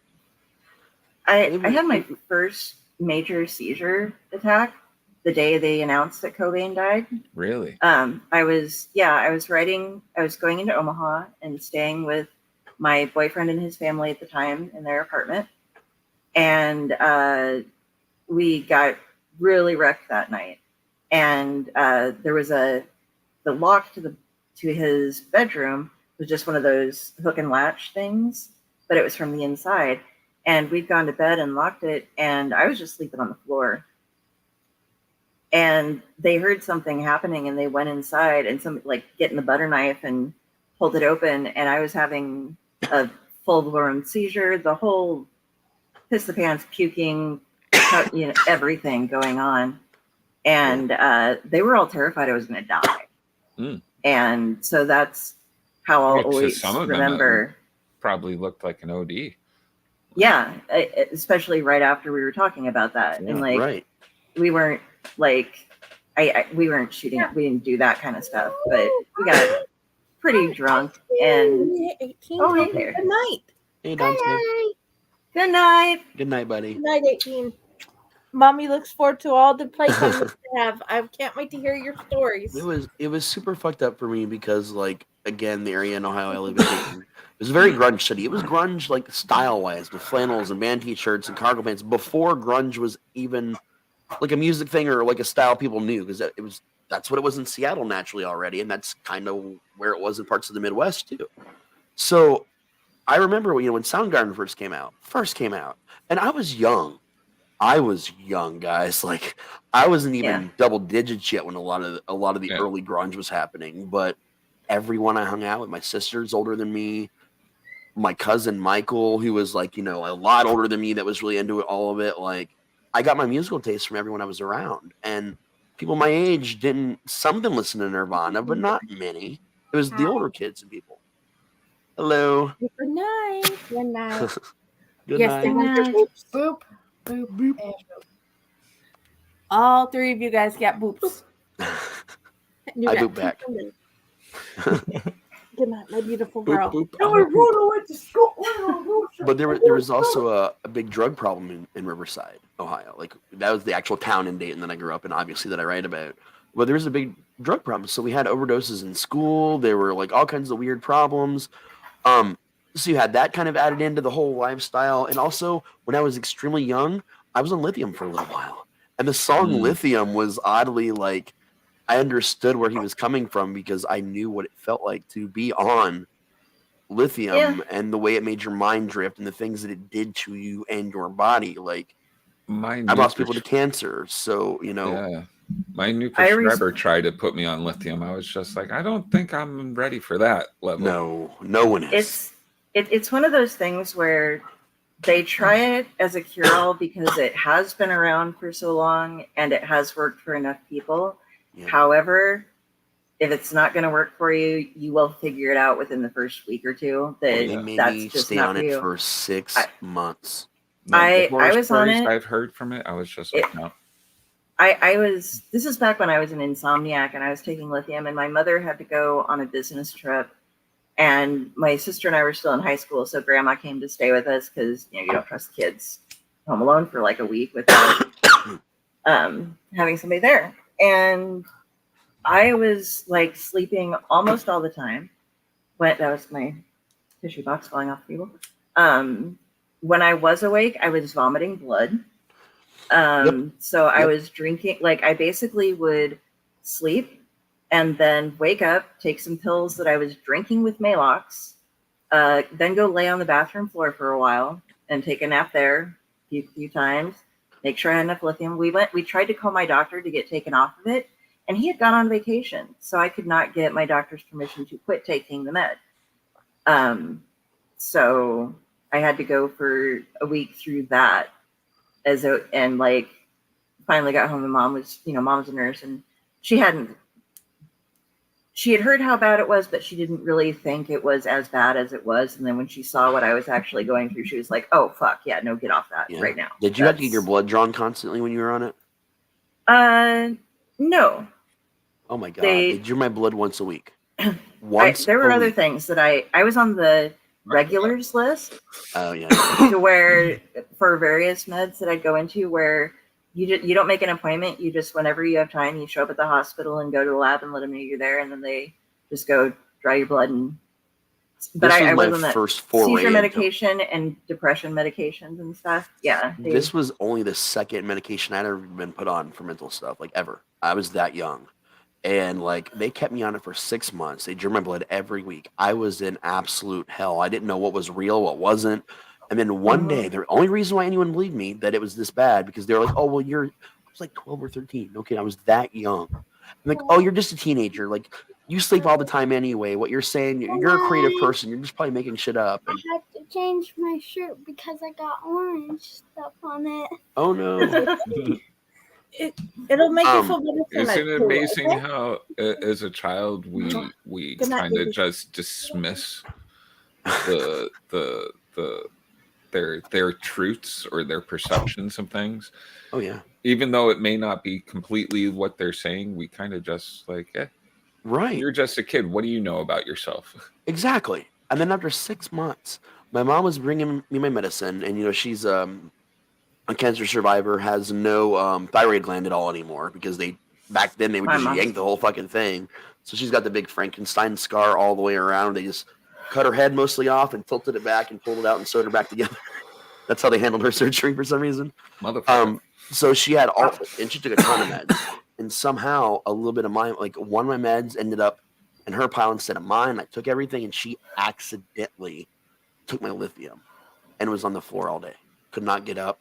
It was awake, kind of, barely remembers anything. But the next day, when she recovered from it, she realized what had happened. Because I wasn't like that day. She was, and she realized that she had accidentally taken my lithium. That day, she called the doctor and said, "Listen, I just accidentally took this. What the fuck are you doing to my son and not believing him?" My mother never not believed me again after that. After that day, she believed me about everything. I didn't lie to her about meds or anything like that either, just for safety reasons. I was smart enough for that. But the doctor threatened to have me committed if she removed me from the medication. Like, there were all these When you get a new doctor. threats. Well, at the time, early 90s, being poor as fuck and having very Yeah. limited insurance, it was then, who can we find?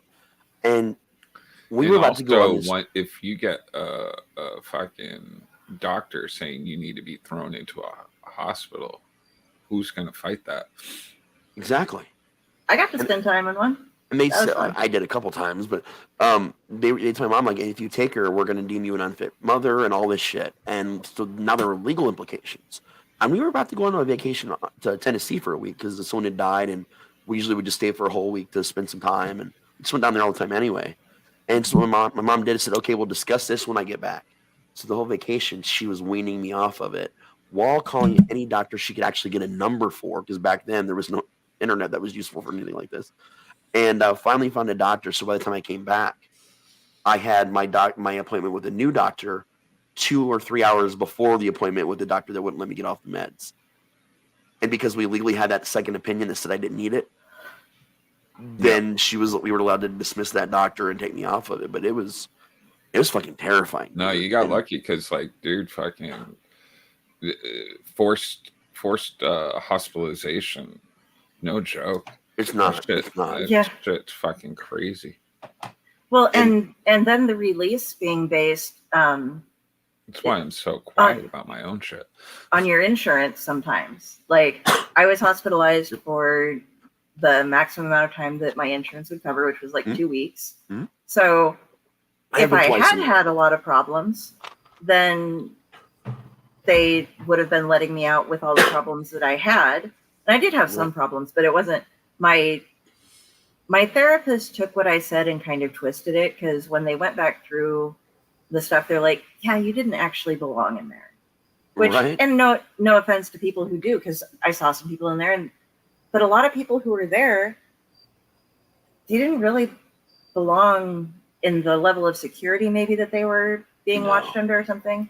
I can understand, though, if you're going through med transitions and stuff, being watched, and if you're having issues, being somewhere where there is help available for you. Yeah. And like I said, she thought that it was like over my boyfriend breaking up with me or something, and she thought I was going to kill myself or kill him or something, because I showed up and had a vent session, and she took venting as being what I really was going to do. And it was like, if you'd have asked me after the conversation was done, I thought I was able to express to you things like how upset I am in an upset manner, and you would listen to it and let me get through it. But yeah, but it's just you can get locked up against your will. Yep. And if you don't sign, and that's why it's always like, if you can, sign yourself in. Yes. If it's going to come down to it, if they're so okay, you we're can going to leave. send you in. Yeah. So if your doctor dies or goes on vacation or moves, you're just there. Yeah.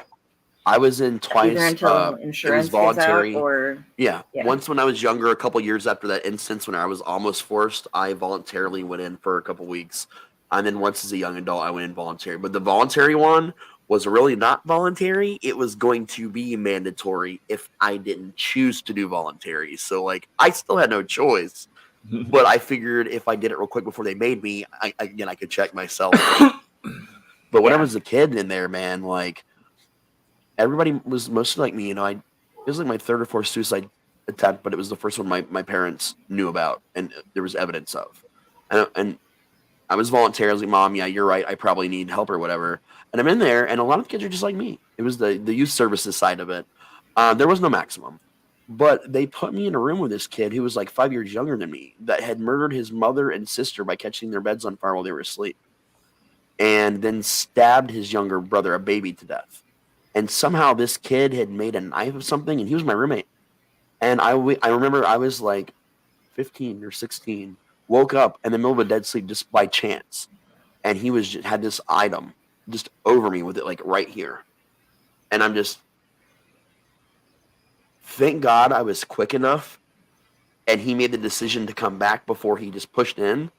Because when he went like this, I was able to grab him and roll onto him because he was like half my size and pin him there and scream until an orderly came and got him. And that's when I realized how fucked up it was to not have different levels of security for maybe kids that needed it. Because there was none. It was just, this is just the kids unit and they're all together because they're kids. Oh, yeah. Yeah, we had different. And that's why I've been a levels light of- sleeper since that day. Yeah, that would make you so. If you move near me, I will wake up. Across the room, if I sense movement, I'm awake. My I slept through a stepkids, goddamn SWAT team. my stepkids find it so weird that I sort of take a nap on the couch, but I'm not really sleeping because as soon as somebody walks by, any kind of creeping noise in the house, it wakes me. So I'm never truly asleep. But they're just like, why do you do that? I'm like, well, I'm getting enough rest just by having my eyes closed. Yeah, it helps. And It does also, make a I difference. get to listen to what's going on throughout the entire house. Do you ever have those moments where they're so sure you're asleep and they're talking about you and you just answer and everybody in the room is like, Oh, yeah. I love those moments. Those are my favorite. Yeah. It's my favorite thing to do ever. I'll have one of them walk in and they'll try to creep by and I'll just be like, hey, so-and-so, what's going on? Yep. You might as well just walk. It's easier Yeah, to ignore just hearing you walk than it is to hear you tiptoe. Oh, they all walk like elephants anyways. Like, Dude, my wife will Even when open they're up drawers creeping. right next to my head in the morning, and I'm just like, that just woke me up. Oh, I was doing it quietly. I was like, it's right next to my fuck. There is no quietly.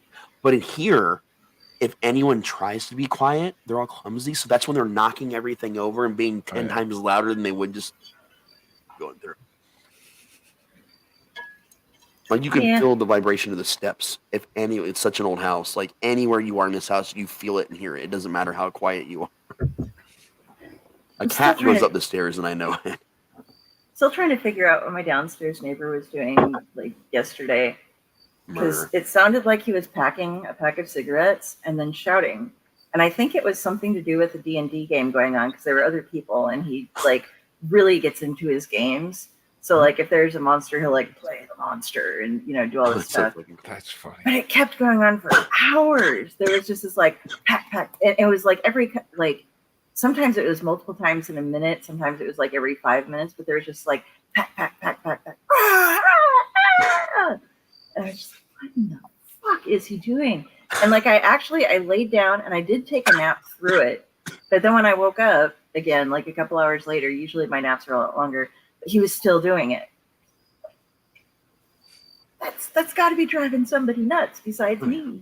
Yeah. Like that's why I always try to be really quiet around the place, but I'm so clumsy. I'll be like, dunk, and I like knock something off, or I fall over something, and he's Oh, like, man. yeah, I'm used to listening to you, and like if you fall down hard, I wait to make sure that I hear footsteps afterwards, because otherwise I'll come up and check on you in your apartment, to make sure that you're okay.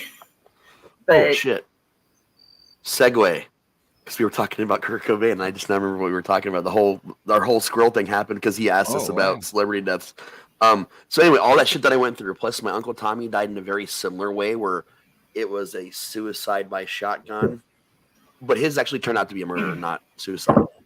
But that had happened prior to the Kurt Cobain thing. Like all that together, like that day, finding out about it, I was I think it was my freshman year of high school.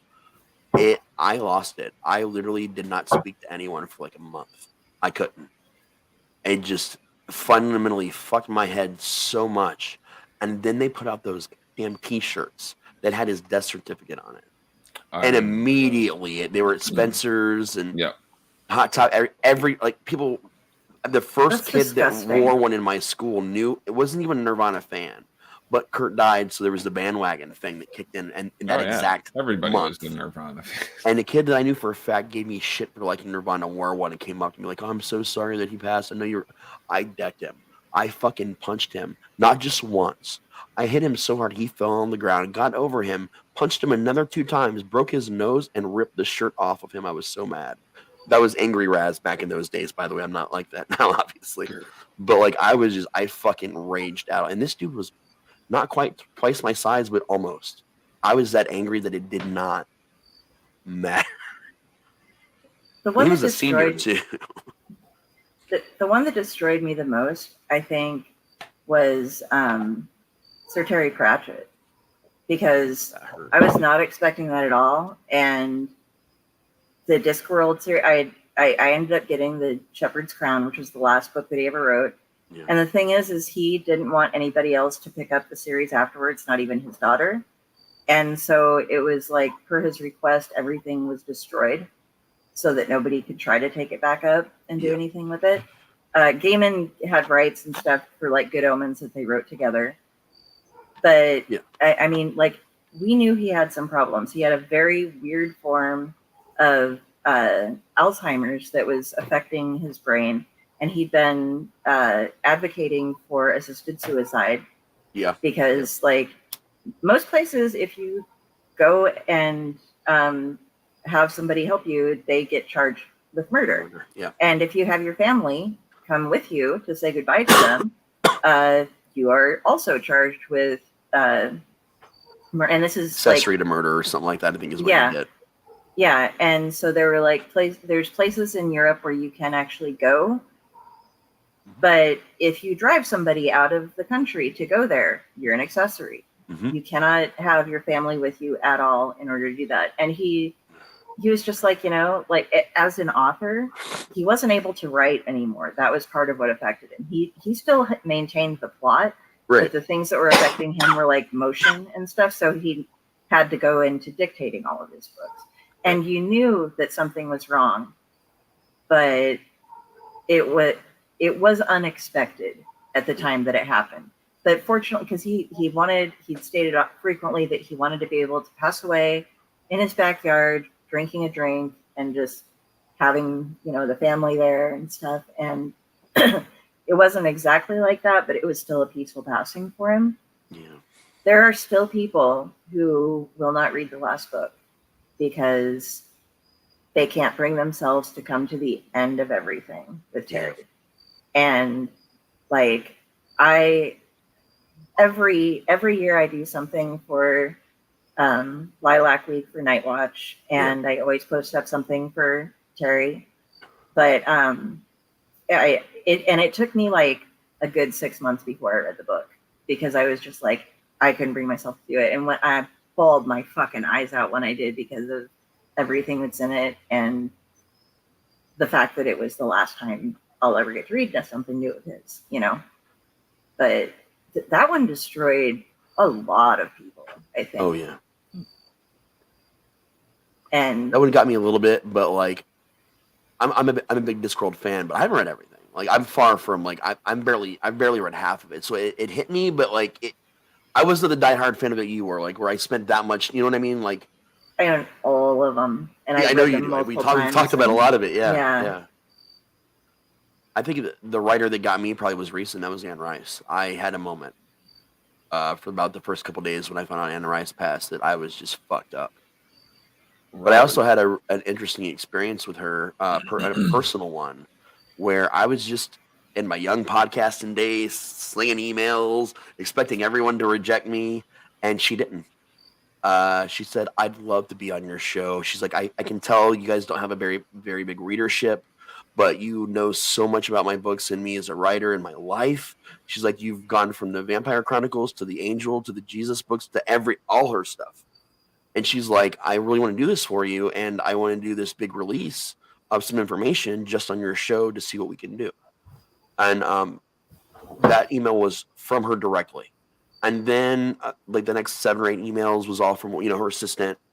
And then I got one last email from her after all that saying, I am so sorry. I was going to have my assistant send this to you as well, but I felt this needed to come from me. My health isn't that great. I'm not going to be able to be on the show, but here's the information that I wanted to give you. And this was like probably 3, maybe 4 years before she died. It was the initial information about the Vampire Chronicles TV show and the old network that I did with Mariah and Jason and Kristen and people. We were actually the first show that got to talk about the fact that was going to be a thing. And like after that, like once in a while, I tossed out an email.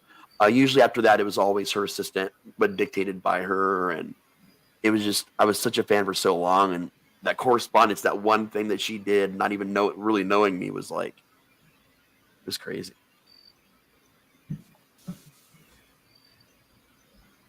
Oh yeah, we've been doing this for 3 hours. I just realized that. Yeah.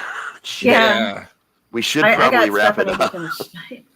I myself have to go, but if we're wrapping, I will wait. We honestly should. We don't need this to be a 4 or 5 hour show today. I just really needed to see you guys, man. Honestly, I've been so busy. I've just missed the shit. Especially you, Jeremy, who I see once a year now.